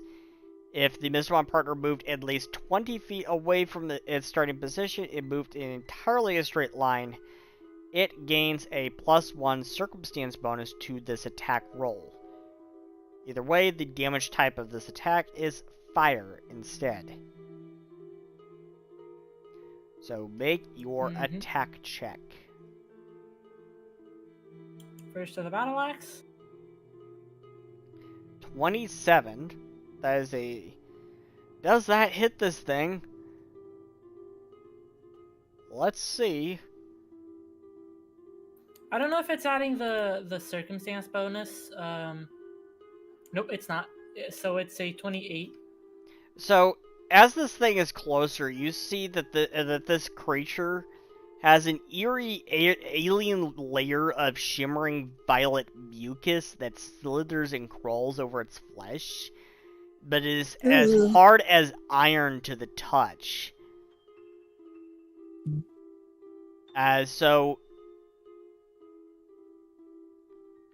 Your battle axe completely misses. This is relevant only for dialogue, but was the door that we busted down made of iron or anything of the sort? The door? What? Yep, this is relevant only for dialogue. There was no door. The one that we busted down like in a previous session. You know the one. You know the one on the castle. Oh, that one? No, it wasn't iron. Okay. So I'm not gonna make this joke. So about the Mystimon's attack. What is the modifier on that? Actually, let me check.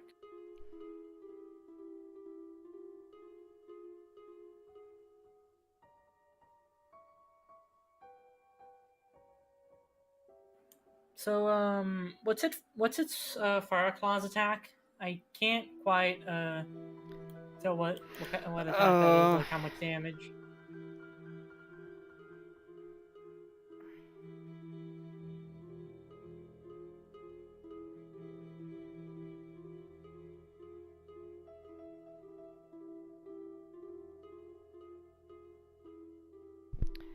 So, I think that is just a normal slashing attack for a creature. And I believe... Does it have finesse? Because 12 strength, 20 dexterity, you know? Just Claws always have finesse, yes. Yes! Alright, so that'd be plus 14 in total. So Okay, it's going to be 2d6, I believe.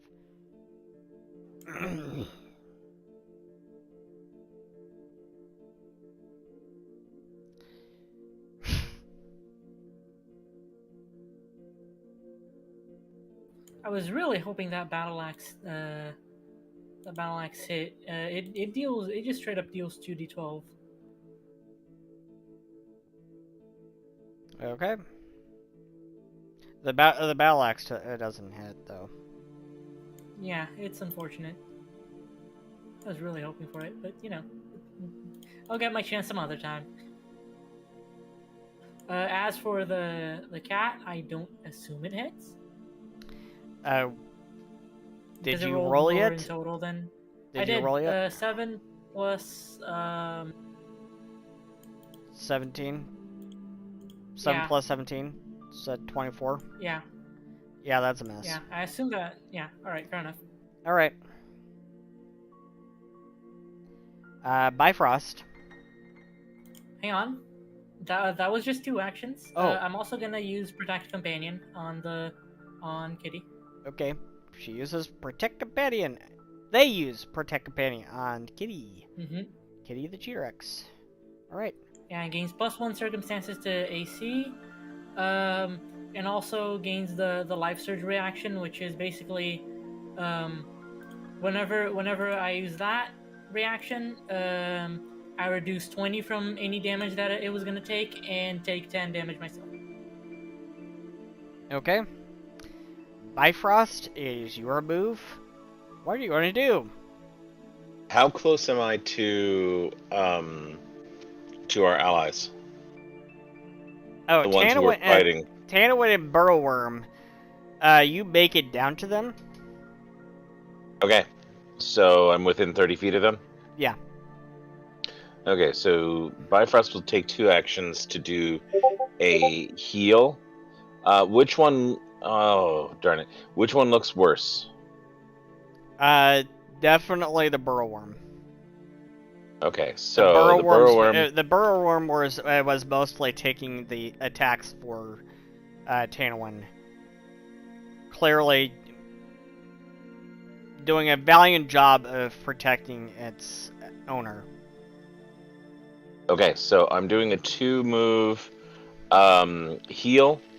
Right. It's automatically heightened to level 4 spell casting. So I'm going to be healing 48 plus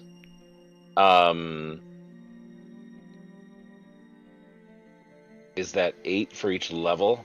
Yeah. So it's a total of 32 plus 48. Nice. That's So a big fat heal.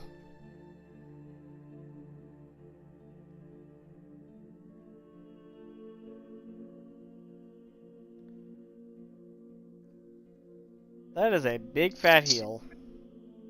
So that's 50 points of healing on the Burrowworm right away. Nice.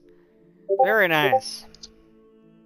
And I can't do Protect Companion because it's not my companion here. But no, I can't do 2 spells in a row, right? I'm gonna ready my shield. I'll ready my shield so that way if I get targeted, I can do some defense here. Okay. So I come down, I heal the Burrowworm for 50 hit points, and then raise my shield. Woohoo! Alright, Tira. Alright, Tira. She's still trying to throw Xulgoth off. Xulgoth is not here. He's already gone. Okay. Since Xulgoth is gone, out of sight, out of mind, she tried to assist with complication with the party at the moment, especially with that. What was it? Void Worm? Void Terror. Void Terror. Yeah. Void Worm makes sense though. Well, the best thing you could do is probably go hunt for those sigils. Yeah. Alright. She gonna try to hunt for the sigils, maybe convert them or change them a little bit. So the Void Terrier won't be as bad. Or disable it. Bifrost said he wanted to disable the sigils. Okay, she tried to do her best to try to disable it. Why should I need a rope? Okay, so she's going to need to get down to one of the sigils. And you make it there. You make it to one on going towards the east. You make it to one in about 2 movement actions. All right. So I got one. So I got one action left. Yeah, you got one action to try to disable this thing, and I am going to have you make a occultism check. Occultism? Okay. Oh man, I thought they were way down there. That's why I did that whole thing with the teleport. Okay, Kira will do her best trying to disable this crystal. It's not crystal, but yeah. 27. 27, you managed to disable one of these things, and yes, you notice that the creature shrills when you do that. So it does seem to be having an effect. Okay, that means she's doing something good. Just like obliterate, like, you know what? She grabbed out this crystal, pulled it out of the socket, and tried to destroy it. It's not a crystal. It's just a sigil. It's just a like she do her best try to destroy it. A summoning circle. Yeah, Giovanna. Yeah. It's your turn. Finally. It's my turn. Where's the closest one to me? Sigil. The closest summoning circle is going to be on the next floor down. That's the closest sigil? Yes. Alright, I will... ma'am? Sorry, my cat's clawing my carpet. Cats do that. Yes, they do, and she's not supposed to. Anyways, Hold that thought for a second. I want to know, is everyone okay with Alex's drinking tonight? Yeah. If I wasn't, I would have said something about it. Yeah, I'm kind of... I've been drinking because I'm on my 4th drink, and I'm feeling kind of a little... Well... So, let's say... I get that. I hope not. I'm not pissed you guys off. Bifrost? If you are, I'll let you know, though. Like, transparency and everything. Yeah, right now I'm trying to have fun, but I don't want to stump on you guys' fun as well. So, that's all I want to know.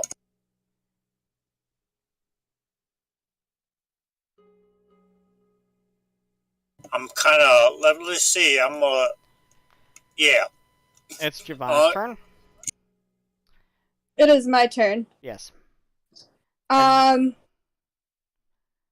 Just wanted to get that out of the way. I'm sorry. Yeah, I'm gonna use floater to get down to the sigil. Okay. She lets off her jets and starts floating down to the next sigil. And you make it down to there. Make me a cultism check. Cultism check. Will this also can't? No, the guidance was for the saving throw, correct? Yeah. Okay. And that makes it. You destroy one of them. You destroy another one, and that is now 3 down. And that the thing lets off a shrilling cry again. Okay, how many are left? That was 3 out of according to Bifrost count, 13. So you have 10 left.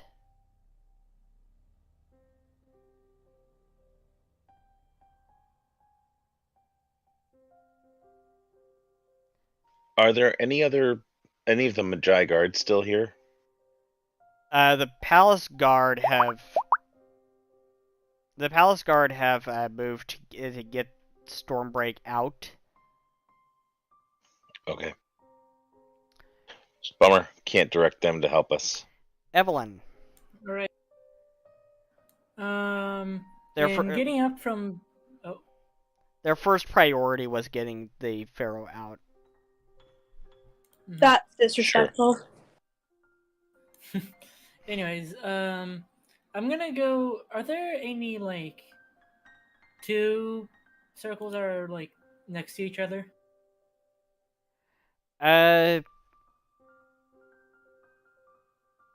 No. They're all spread out. Probably for this exact reason. Yeah, I was gonna, because otherwise I was gonna try to just straight up do 2 of them at once, but you know, can't have everything.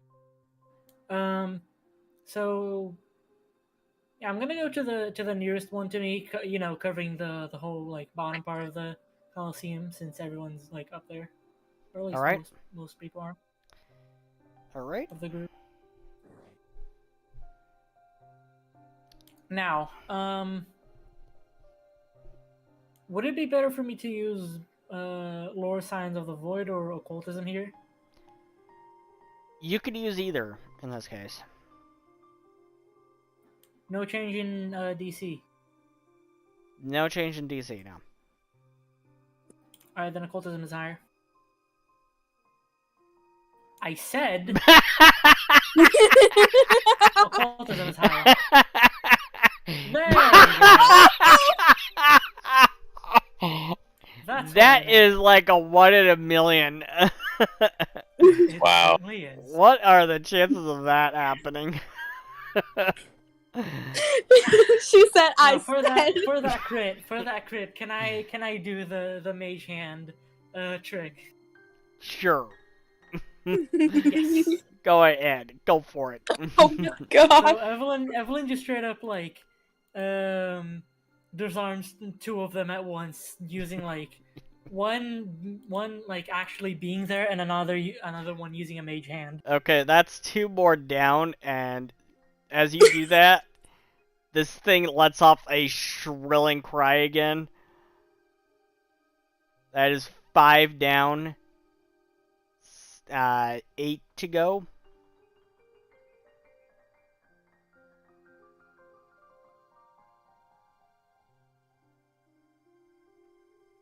Is that your turn? How many actions did I use on that? Was that all my turn?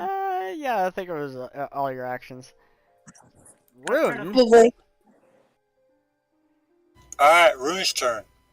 Yep. Let's see, she's, well, she's aiding Bifrost at the moment, so she would do what she can to take this creature down.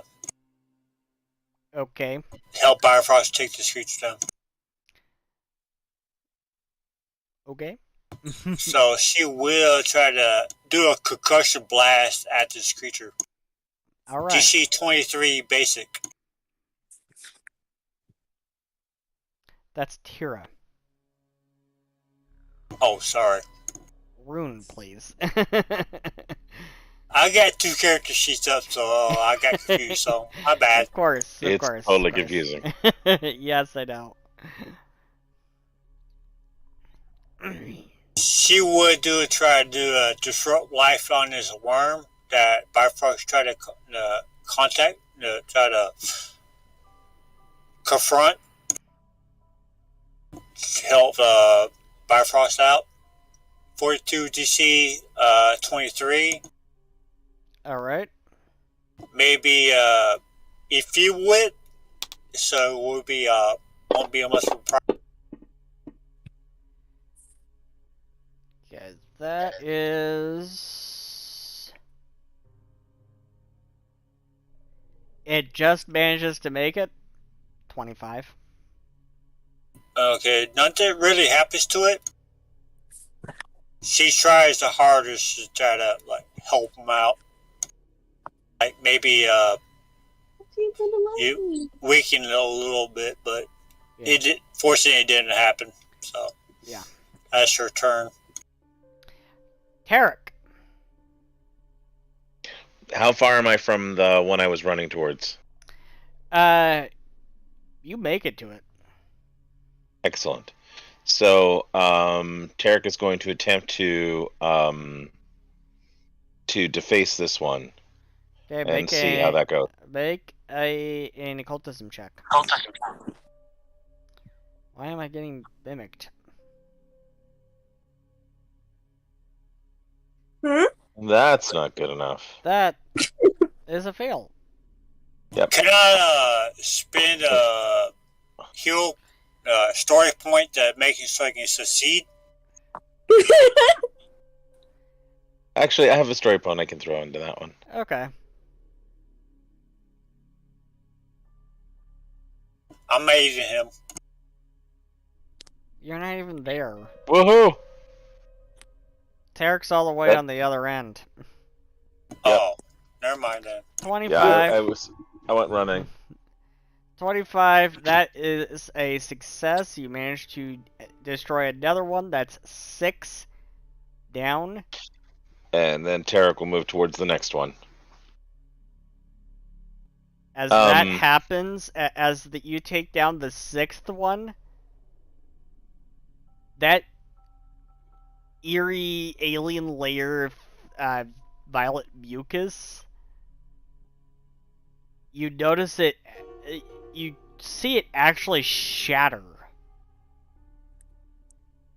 It actually shatters. It's more vulnerable, perhaps. Perhaps. Who's near? To receive an axe to the face. Who's near Tarek? Tarek went running, so I don't think anyone's really near to Tarek at the moment. So, and Tarek is not going to realize that needs to be announced. So Tarek is just going to keep moving. So, who's the critter going after? Should I have like Bruin be this nearby, like helping them out?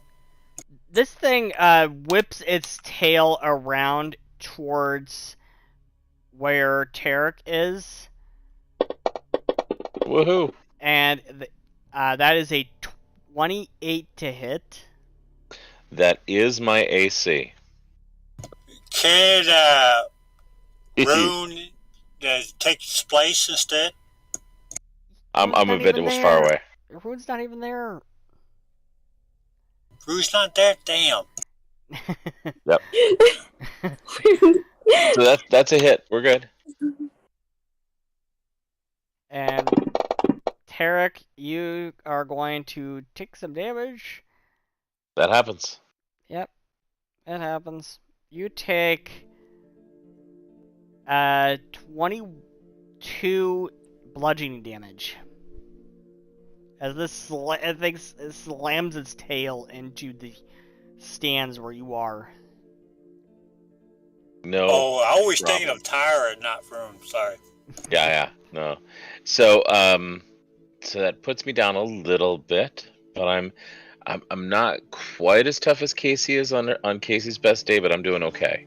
So, and Tarek is glad because this means that the creature is not paying attention to anyone else. So that's good. Excellent. Casey, it is your turn.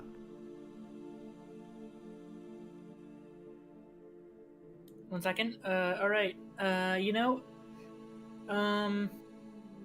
don't assume I assume it's no longer within axe range. Yeah, it's no longer in axe range.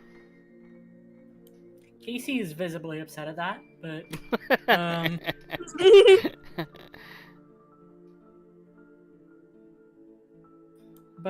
how far away is it from me, actually? About 30 feet. It's huge, so it's close, even when it's far away. It's that is actually gargantuan. interesting because I happen to have a spell with that exact range. I'm gonna cast Weapon Storm. Weapon Storm. What does this do?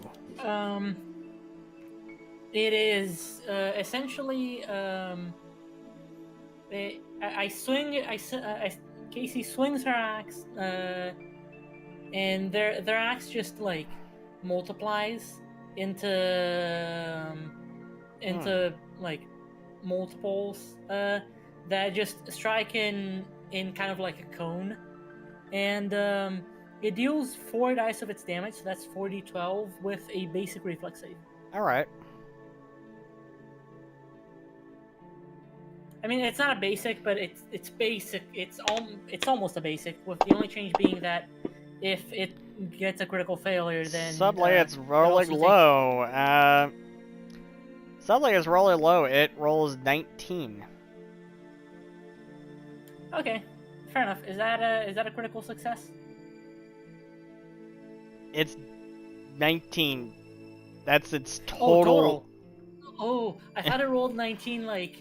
It's rolling low. It's rolling low like, right now. And you were being like sarcastic, and then I was the joke.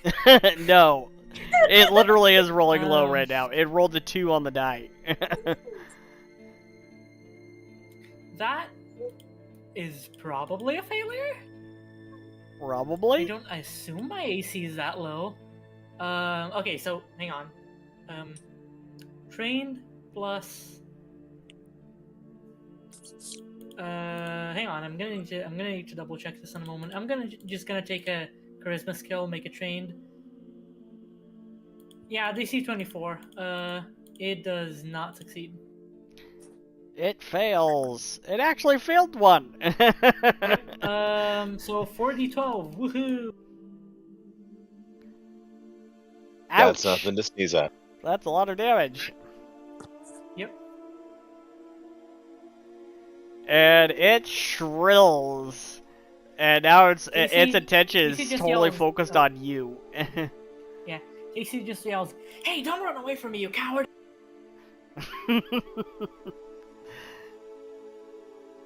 Is that Casey's turn? Nope. Act together. Act Katie's together. Also gonna try to scratch it if it can after it got a look back at me. Okay.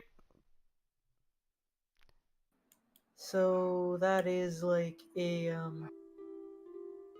that is probably a miss. That is a miss. All right, cool. And Bifrost, your move. So, does Canowin or the Burrowworm look like they need a lot more help? No, they. Seth, I just did the math. 22 is a miss. Okay, cool. Go ahead. They look like they're okay? Yeah, they're okay. Looking around and spotting that the rest of the group is moving, where's the farthest away Sigil? And Bifrost will use both flight and movement to get toward them. That will be at the far end of the Colosseum, close to where the Pharaoh's bullpen was. Okay, so Bifrost will use this turn to get up there with between the flight that's still in effect for the next 10 minutes and regular movement. Sure. So he'll move up probably level and far as forward as he can do that, and then keep going. Sure. Tira. All right. How close Tira is to Bifrost? Far away. How far? Yeah, I crossed through the middle of the arena, so I'm probably farther away than the worm is. Okay. I take it Tira is not near the top of the tower, and Bifrost is near at the base of the Colosseum. So I want to take whatever action I can to get down there real close, so I can aid anyone that's down there. Alright. So, how much action I need just to get down there? Many actions? Yeah, how many actions it would take? Because I know one action is taking 25 foot of movement. Okay, so that's going to be... You can spend all 3 of your actions this turn. It's going to take a few more actions after that to get there. This Colosseum is huge. Okay, my base speed is 30 feet altogether per action, so how long it would take to get there in the 8 Bifrost? Maybe a couple of turns. Okay. So Bifrost, so Tyria takes up all their actions, just try to get down there to help the aid anybody that's down there. Okay. Against the what do you call it? The odd creature, outsider. Void Terror. Yeah, the Void Terror. She take all her actions to get down there to aid anybody that's down there. Okay. Giovanna.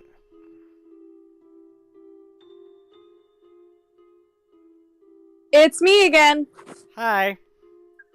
Hi. Where's the next sigil at? Hello. Several feet away, so it'll take you a couple of actions to make it to it. I'm still floating, so I'm gonna float there. Okay.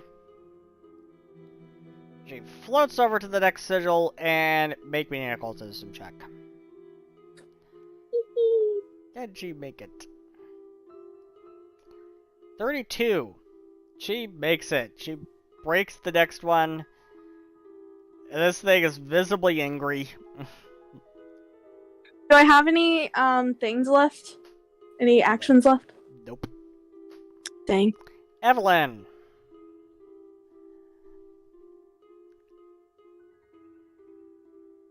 Oh, sorry.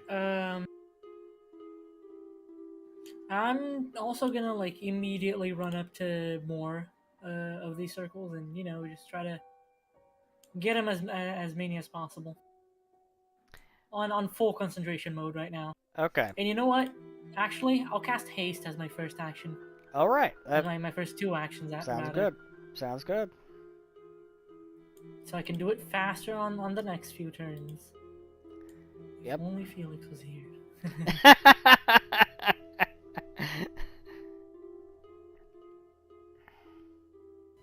AKA a Flash. Yeah. Yeah, the non-copyrighted fast superhero. We're on YouTube, remember that. So yeah, haste. I am speed. I get an extra action to stride or strike. So I'm gonna cast haste and then, try to see if I can reach something and disarm it on the same turn. All right. Which, can I? Yeah, you do make it to one in the same turn. Fog. 34. That's a critical success. Fog. That is a critical success, and you break another one. This thing's very visibly angry. It is enraged. It is just lunging forth at the bullpen. Constantly back and forth.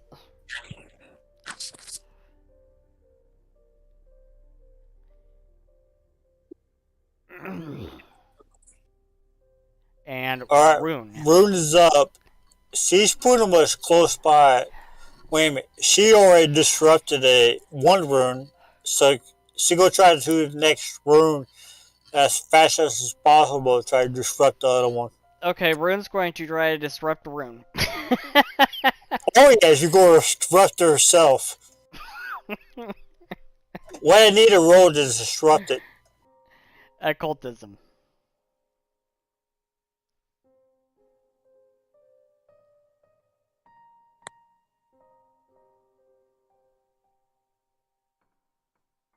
I'll hope I wrote the right one. Nope. I'll go Spirit Hero Point. Story point. Yeah, Story Point made me have a better result. Maybe. That's better than that 3. That breaks the next one. And as that happens, this thing starts to dissipate. And as it is dissipating, it is shrilling, and it is so loud. It is almost piercing your ears. Everyone actually make me a fortitude save, as this shrill is so loud. It is echoing throughout the entire Colosseum.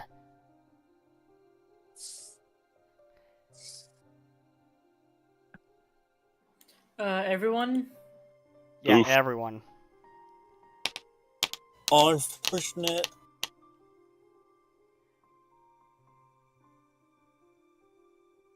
Oh no, Evelyn. And why does this happen? It really rush to the next room set. Oh no. Evelyn critically failed. No. It's fine. Why is this happening? Room just like, okay, this is disrupted. She goes to the next set of rooms. It's dissipating. Try to disrupt that. It's dissipating. Okay. And, she immediately goes to the next one. That's all her actions. Now, Seth, let's bargain here. So I got a critical fail and a critical success. Maybe we can, round it up to just a normal. Nice try. Nice try. So first of all, Tarek succeeds, Rune succeeds, Giovanna succeeds, Bifrost fails, Tira fails, Evelyn critically fails. Oh no. Casey critically succeeds. So Tara Spoon was fucked, so was Bifrost. Oh man. Oh yeah. So this is going to be 13 damage to everyone who failed, and 26 damage to Evelyn. No damage for Casey. Ow! 13 to who does that fail? Half damage for succeeders? Half damage for everyone who succeeded, yes. How much damage is that? That is going to be 6 damage. 6 damage for everyone who succeeded. Yep. I was like, I can't do math. And neither can on mine when I'm drinking. So.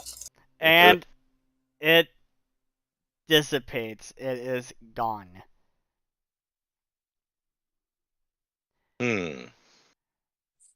I look up into the sky and say, "Fuck you, Dad."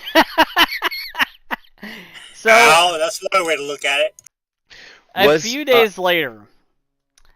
Okay. A few days later,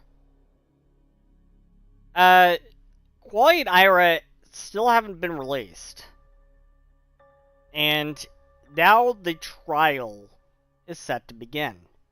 And you are on your way to the council chambers where it is set to begin. And outside of the council chambers, where this trial is supposed to be held, you see that there are crowds of people protesting it and calling for the girls to be released.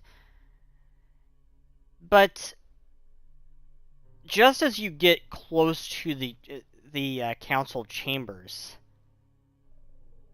you encounter a strange dark figure wearing black robes and a hood, emanating a misty, ashy aura about it. You can't see its face. Sound good. You can't see its face. And Rune and Bifrost, make me an intelligence check.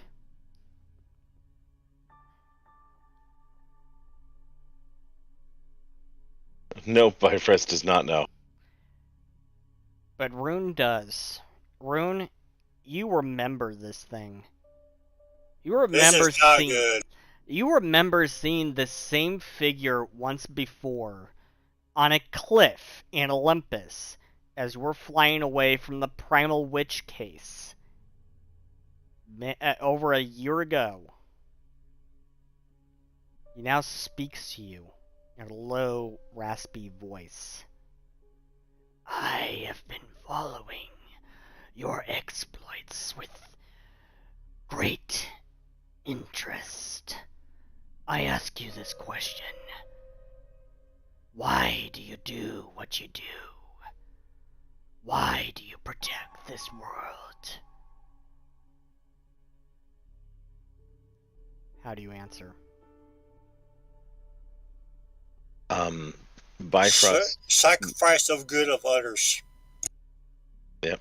Bifrost nods briefly and then says, we do this because someone must, and doing what we can for others makes this place better.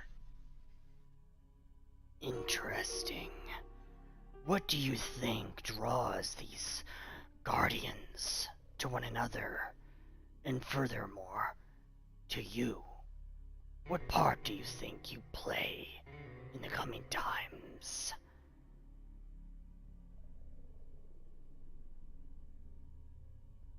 Well, Rune already asked her that. I sacrifice for the good of others. Yeah. Bifrost shakes its head. I don't know what role I have to play. My goal is to hopefully make things better for those who have the potential to change the world. And if I can help them, I will. Does anyone else say anything? That's I pretty look much at what him Rune was thinking, and I say, but she said it a different way. Yep. I look at them and I say, I had no purpose until like yesterday when I decided I'm gonna commit patricide, and I have to be on the good guy's side to do that. What's me supposed to mean? I assume Tarek is there to be part of the case, yes? Yes. And Tarek looks over and says, I don't know what this is. We're here to... I have to defend those young women because someone must. And clearly, unless someone stands up, no one else will. Curiouser and curiouser. And then quickly as he's appeared, he vanishes. Oh man, I was gonna say something. What were you going to say? What were you going to say, Jackie? I was just gonna, like, Evelyn was gonna mention, to it that no one is... This is a morale breaking thing. Yeah, But Evelyn was just gonna mention that... Oh, sorry. You can speak. Go ahead, Jackie. I was gonna say that, Evelyn was just gonna mention to whatever this thing is, that, well, not even reality itself can choose one's destiny, or rather one's objective. Wow. That is merely for them. Now, what will actually happen, I suppose, is not something that is worth worrying about, is it? Things just happen. Okay, Rune says she'll sacrifice for the good of others. And Tira said, I do good for others that they can do for themselves. Okay. I don't know about the rest of the party, for everybody else, but I'm speaking for myself. They are speaking for themselves. Yeah.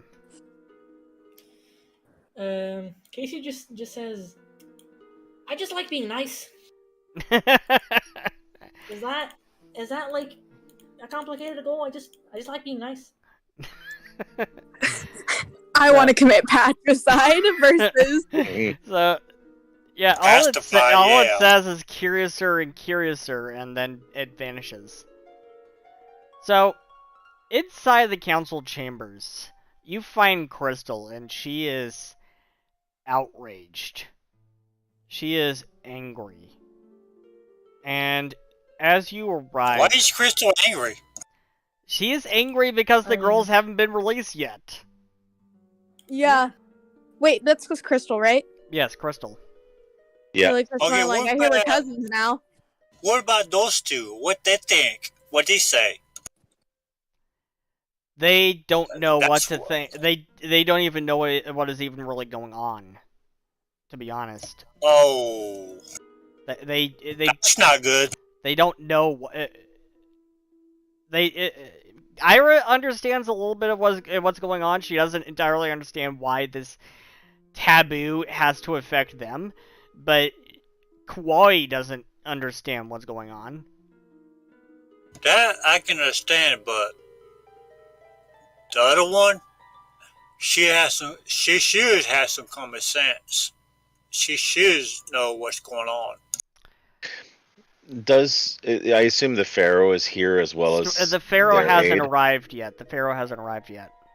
But Wait a minute, wait a minute. The Pharaoh's already here. He should know better. The Pharaoh hasn't arrived yet. He is not in the room yet. Let me set the scene for you. And what are you doing as you see Crystal is really angry? Now I have a question. Sure. What are we allowed to bring here? Obviously no weapons. Evelyn still brings her sword cane, just keeps it sheathed because so it just looks like a normal cane. Cane. Sure. Yeah, good call. Sure. Yeah. Bifrost happily places any weapons within the bag as necessary. All right. And Casey arrives like 5 minutes late because they're wondering whether or not they should still bring the axe. Actually, I would imagine your fiery pet is probably much more dangerous than they expect in this environment. It is. Tarek is going to move up to the table next to Crystal and the girls and say, I'm not certain, but I think there is a reason why we're still here. And don't give up hope. And Tarek is going to place the shield right there in front of the table. The shield that he carries, that is a shield emblazoned with the phoenix. Sure. Just as a general sign that this is claimed. Sure. Yeah, in no ruin, I sacrifice for the good of others that believe that they should do better. And Tyra, on the other hand, that do good for others than they can do for themselves. Yeah, right. Actually, you know what? Casey is gonna bring the axe, but they're gonna stand outside protesting with everyone and doing so very loudly. Okay. Holy shit!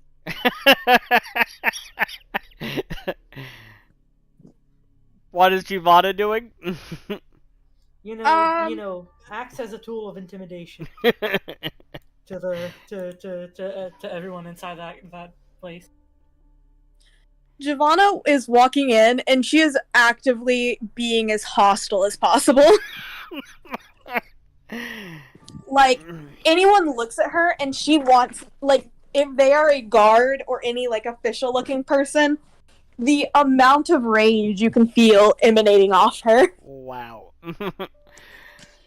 So, finally, the Pharaoh enters the room, and Crystal she just stands up and she screams, "Have we not broken through that thick head of yours? Has the crowds outside not gotten through to you? You are walking down the same path that years ago almost led to a civil war." And Can can I aid in that? Just in that whole thing. Sure, By sure. giving Go an ahead. example Go of ahead. Go giving ahead. an example of what she's talking about outside. Go ahead. Very loudly. Intimidate check. I'm also. Can it be diplomacy, like as in like motivating everyone to be as loud and, you know? Diplomacy, sure. Yay. Yeah, Rue likes to do that. I'm going to do intimidation because I am a 6-foot-tall metal woman. Yeah, Rue would like to kill a little diplomacy, but she's not good at intimidation, but give some sense to the crowd. Sorry, I forgot to hit the hero point thing. Story point. There you go. Now, Rune, no. Yeah, Casey's just like rallying up everyone and motivating everyone with a really inspirational speech. I am 100% just again 6-foot-tall middle lady. Yeah. If Tyra on the intimidation said, yeah, she could give it a try, but I don't know if she gonna do anything good or not. Alright, so... Oh shit. There's an intimidation. So, Pharaoh waits for you all to finish, and then says, "Are you quite done? There's a reason I could... Hold on. There's a reason I could not just release these girls. The political entanglements you now find yourself in, and you as well, nods to all of you, is far more complex than you can imagine. I want to, and I want to make this right, but we are playing the long game here." And that's what you hear a familiar voice say, "That is why this meeting is called here in broad daylight," as Kyrene steps into the room. And she says, "And make no mistake, this is a meeting, not a trial. Kwoi and Ira, you are not on trial here, but we must keep up the charade a little longer." And Stormbreak takes a seat as Crystal is just looking at Kyrene in shock, as you all are. And she says, what are you doing working with this man?"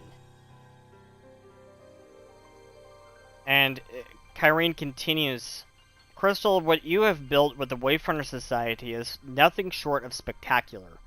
But there is a reason I did not just move right on in and start helping you, other than I want you to blossom and grow like Kwoi's flowers.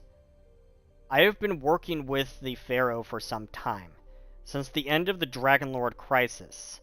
That crisis, while it led to many tragedies, such as the loss of your parents, as I understand it, Ira, for which I am truly sorry, it led to a new realization for the Pharaoh, that the Allied Nations was really a critical part of this world, and that it could have been mitigated, or even prevented that crisis.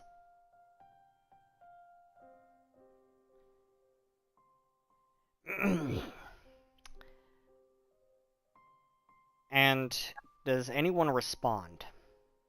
I'm sorry. Could you give me a breakdown of that? You use too many big words.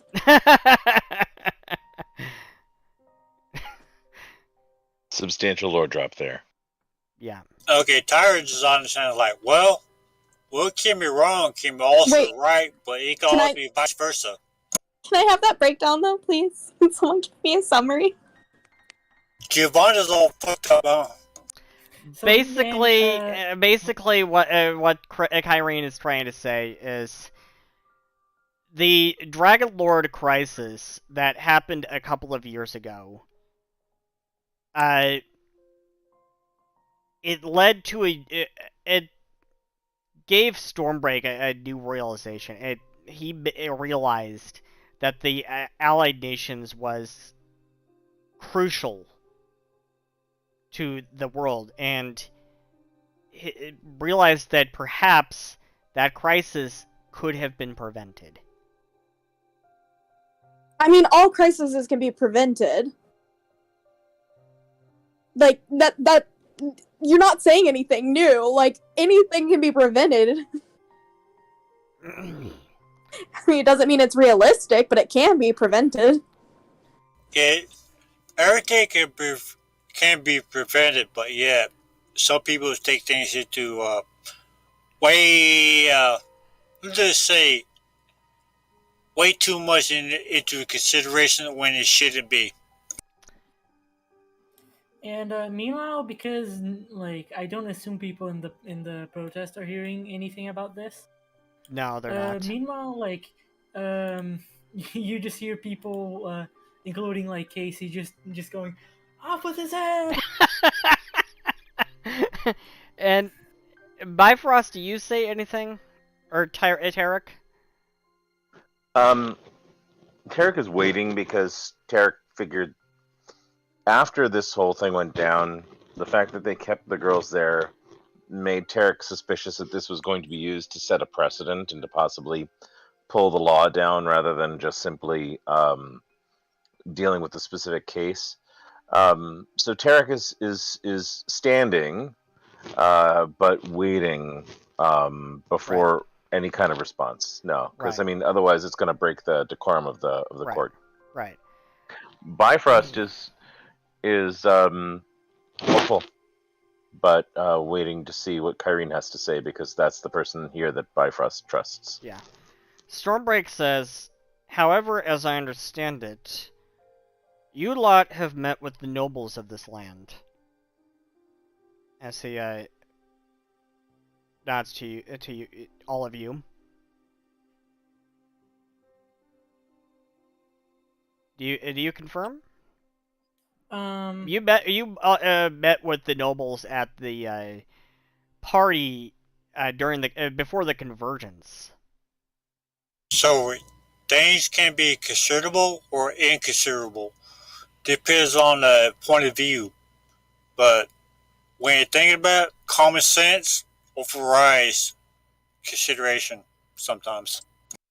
If we're talking about the convergence, Evelyn kind of looks away. Yeah. I apologize. Bifrost nods. It seems like that's not something that they want to that Evelyn wants to remember. Sure. So Bifrost. Bifrost confirms. We did see many there, some of whom were not under their own will, but were there under duress. The nobles are really a traditional sort. It was their urging that led to me dismantling the Allied Nations Council, and it was at their urging that I started enacting and enforcing laws that had not been enforced in generations before I came to power. I regret to admit I was one of them at one time. I was one of those traditionalists who believed that Almana was stronger back then, when it held tight to those traditional values and stood alone. After that crisis, Lady Kamui here helped me to see how wrong I was. Okay, Giovanna. Yeah, it's okay to have chaos, but then again, it's also have reasonability. What I'm trying to say, hey, mind your own business. If they want to do what they want to do, stand out of reach. Okay, you should have overreached something that you should have no control over. After that crisis, Lady Kamuya here helped me to see how wrong I was. But pushing back against those traditional nobles would bring protests of a different sort. For their money does speak volumes within the political spectrum, unfortunately. So we wait and we play the long game. However, Xulgoth's interference has caused us to have to move up our timetables. Kyrene here will continue working with and talking to the nobles. I will work with the other nations, and elections for a new council will begin soon. And when that happens, and when a new council is established, and the traditionalist sphere is elated, I will push for the first action to be the abolishment of that terrible law. I hope you understand I cannot just do it right here and now, as much as I want to. Doing so would detract from what we're trying to do here. Kyrene nods. I regret deeply that I could not tell you sooner. And I most sincerely regret that you two had to be brought into the middle of this, as she motions to Kwoi and Ira. But perhaps Xulgoth's interference has presented us with an opportunity, such as the public outpouring of support for Kawhi and Ira's situation. I hate to use this terrible situation for political gain. I truly do. And everyone, you can make me a perception check. I assume not including Casey. Yes, of course.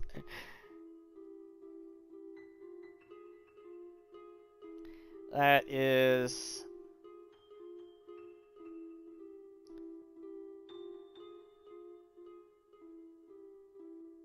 Okay, Bifrost doesn't say it.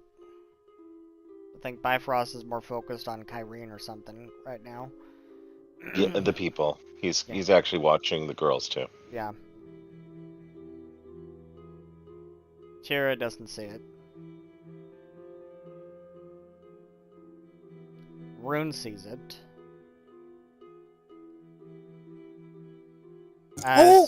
So, what Giovanna, Tarek, Evelyn, and Rune, you can see anger in Crystal's face, and you see her face is just redder than you have ever seen. And she says, as calmly as she can, Kyrene, I have always respected you like a second mother, but you're using two innocent girls who have nothing to do with any of this to further your own political goals. I cannot support this. They have a right to live their own lives, free from persecution, and to be happy. Have they not given enough already? And what charade? Are you really okay with them sitting in a prison cell? What in the God's names is wrong with you? And at this point, Ira steps forward.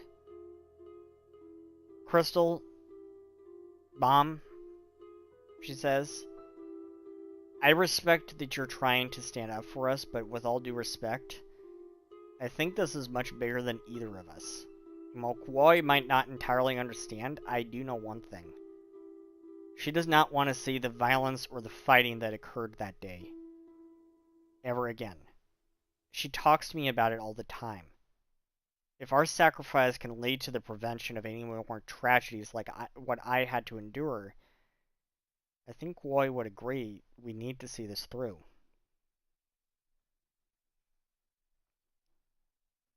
And what is everyone's response to that?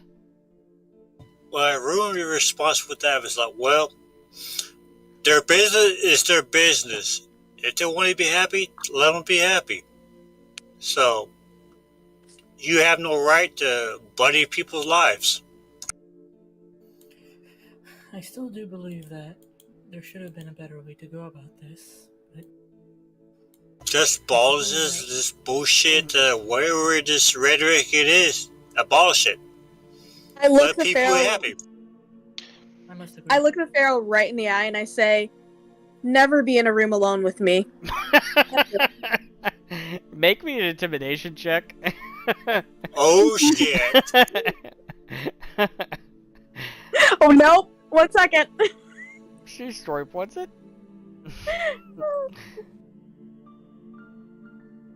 Better, but you know. No. Better, but still bad.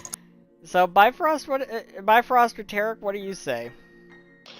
Tarek speaks up and says, is there room then to consider possibly an alternate location? Perhaps mandated care under trusted individual or organization that can see to them until this matter can be fully adjudicated? Stormbreak stands up and he approaches Kawhi and Ira and he says, that is very mature of you, Ira, but neither of us ever said you'd be making a sacrifice or sitting in a prison cell. Well, Rune, on the other hand, she able to see this like, well, private business is private business. So let me continue. Government shouldn't overreach. Let me continue. Neither of us ever said you'd be making a sacrifice or sitting in a prison cell. Only giving the public the illusion. If you allow me to explain. He looks at Crystal and then he looks at all of you. This is where you lot specifically come in. As I understand it, you have a ranch in Zulamba? Maybe. Yes, Bifrostus, we have a ranch and plenty of land. Excellent. And we oversee that area. Yes, Excellent. We do. You have my leave to bring the two girls there. The Magi Guard cannot touch them in Zulamba. As long as they do not come back to the city, they'll be safe. Crystal says, isn't Zulamba just a reservation? And Kyrene shakes her head as she looks to Stormbreak, and he says, actually, I recognize Zulamba as a country in and of itself. That was part of the agreement when I granted the Sabertooth that land. So as a sovereign country, the Almanan Magi Guard cannot enter those borders without special permission. Even if it is discovered by the nobles that the two girls are there will be nothing anyone could do about it. I have already spoken with the chief. He will not extradite those girls under any circumstances. They can go anywhere else, however. Just for the time being, they need to stay away from Karun. So I am placing them under your supervision and protection. He says, I hope that is all right with you, Miss Dawn. And Crystal is visibly stunned. She says, so you're giving them their freedom to be who they are and be happy, even if you're using this as a political opportunity. Yeah, Rue has no, well, let's just say, Rue has no objection to this. Yeah, Tyra, she's a little confused. Evelyn walks up to him and crossing her arms, she asks, though I do have one question to ask you. Sure. Those people that would be affected by this outdated law, how do you believe that they feel at this moment? Even if they aren't affected by this particular trial, do you believe that they feel safe? Just existing. That is true. Everybody has their own perspective. You must understand that the people in the protests outside, they are there for a reason. Maybe not all of them are particularly be affected, but a lot of them are there because you just proved yourself untrustworthy to them. I don't believe that is something that can be reversed. I understand that. Yeah, Ruin responds with that. Good luck with that shit. I understand that. And you have my word that the very first order of business for the new council will be the abolishment of that law. Then they will truly be free, and everyone else who would be affected by it. And if ever they want to, I will even officiate their marriage myself, he says as he smiles to Kwoi and Ira. He walks over to them. You two have shown an immense level of strength and unity. Even through all of this, your bond hasn't wavered. Love is a precious thing. I do see that. As he looks to you, Evelyn. And he turns to Crystal. While I enforced the law in the past against adultery, I never would have willingly used it against you, or these two girls, or anyone else that chooses to live their life that way. Adultery is one thing I don't support, but everyone has the right to be with who they love. Forbidding same-sex relationships is backwards thinking and terrible. I admit that. That old taboo is terrible. And Crystal smirks. She says, "The great and terrible Pharaoh, you were once in love, weren't you?" And he turns and says, "I neither confirm nor deny such allegations."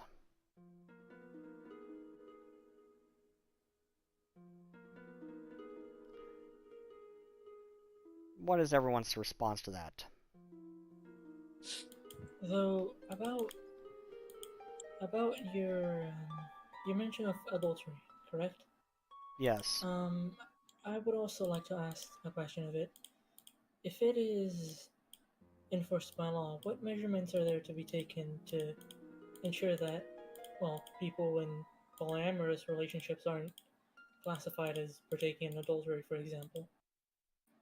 I do believe that such steps to just absolutely guarantee that those cases don't happen and that those people don't get wrongfully accused of anything. I do believe that's important. So, you do raise a very good point. And since the two are tied in the same law, neither would be enforceable after this law is abolished. The law being abolished would affect both. You raise a good point, and I will take that into consideration.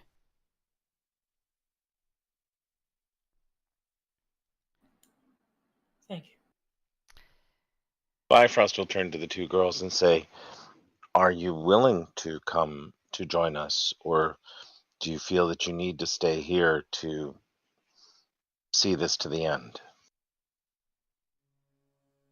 And Stormbreak says, he bids farewell to all of you and says, "Do bring me any additional information about Xulgoth as soon as you have it, and I would like a full debriefing of everything you know about him as soon as you are able." And with that, he takes his leave. And when he is gone, Iris says, "Sure."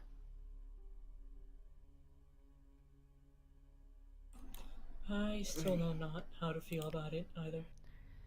And Kwoi says, "I like that place. It's big and wide and lots of animals." We do. We have many Baitor, and you should meet our Gablurin friends. They've been inventing some things, and perhaps you can show them some fun things too. I met them. They're funny.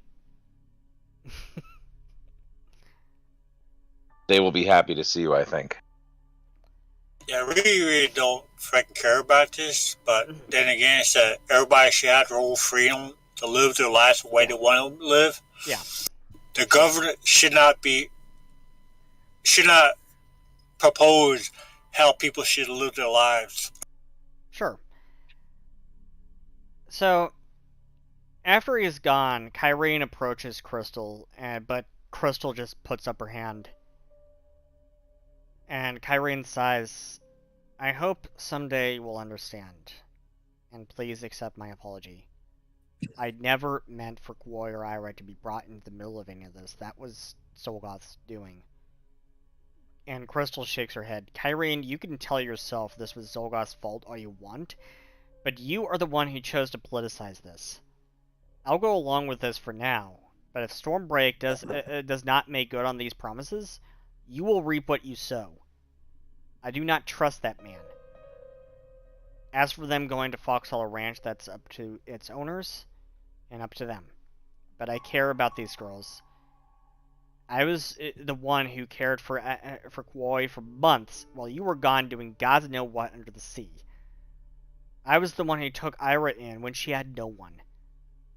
While I will not put myself on a pedestal like you apparently have, you heard her just now. This is their choice. But if they choose to go along with this charade of yours, then I will take their lead. But Rune agrees. But it's not your choice; it's their choice. Yeah. They want to live their life the way they want to live. Leave them be. Yes. The government should not bother them at all. Yes. They have no right. Yes. Their lives. we got all that. If they choose to go along with this charade of yours, then I will take their lead. But don't, for a second, make believe that you are doing this for their own good or that of anyone else. As for forgiving you, we'll see. Only you can see the future. And with that, she walks out of the room and nods to you all and says, "Keep my girls safe." Yeah. Rune just look out. Is Stormbreak still there? Or did he already leave? Stormbreak's left. He left. Yeah. Yeah. Rune looks out to the two well, it's your choice that you want to do what you want to do. No government nor me, we should, well, let's say, get in the way of your happiness. That's all. You should not run no one's lives. Evelyn also adds Ira says, "Thank you." Evelyn also adds. Tyra on the hand damn, this is weird. You guys two ain't in cahoots. Evelyn still has her arms crossed and adds, "You must remember, this affects a lot more people than just these two." Yeah, Rune just last statement said, "It is what it is. Nobody should tell you how you live your life." Yes. And I'm going to have Tarek will add simply that the problem with law is law often tries to tell people who and what they need to be, but we often forget that those laws actually affect people, and figuring out what to do about them can cause just as much pain as actually just trying to do something to make things right. So it's often necessary to have people to advocate for those who cannot speak or do not have the rights for themselves. And Koi approaches Kyrene, who kneels down and smiles, and Koi hands her a flower. "I think you're doing the best you can. Fire Lady is just mad." Kyrene nods. "I am. Thank you. Crystal will need some time, I think. I understand how she feels. And I understand how all of you feel. I have always tried to stay out of the politics, even as the headmistress of the academy, but sometimes you have to do what is necessary.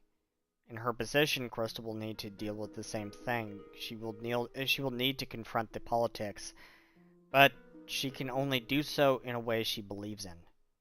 She may never forgive me, but she is right. She took the two of you girls in and took care of you while I was gone. I've been absent.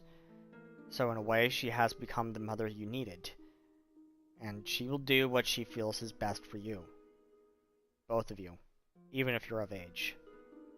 And she looks to Ira and says, "I regret I've never had the opportunity to get to know you, Ira. I hope we can change that in time. In your time, no rush. I trust you will take good care of Koi and she you." And as she looks at Bifrost and the rest of you and says, "So this ranch of yours, I've heard some interesting things about it. Fox Hollow Ranch it's called?"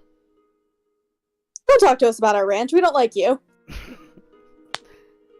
Yes, Fox Hollow Ranch. I elbow Bifrost in the ribs. And I look at him, I'm like... Immediately, he says, "Yes, Fox up," and then just elbow to the ribs. She says, "Curious. It sounds familiar, but I can't quite place it. Well, so sad. Figure it out then.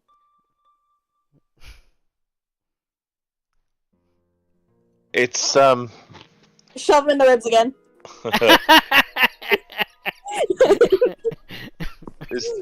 there's no air there.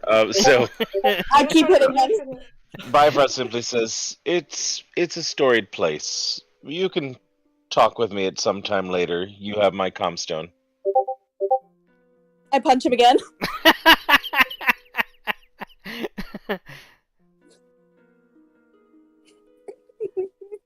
He keeps saying words and I keep hitting him.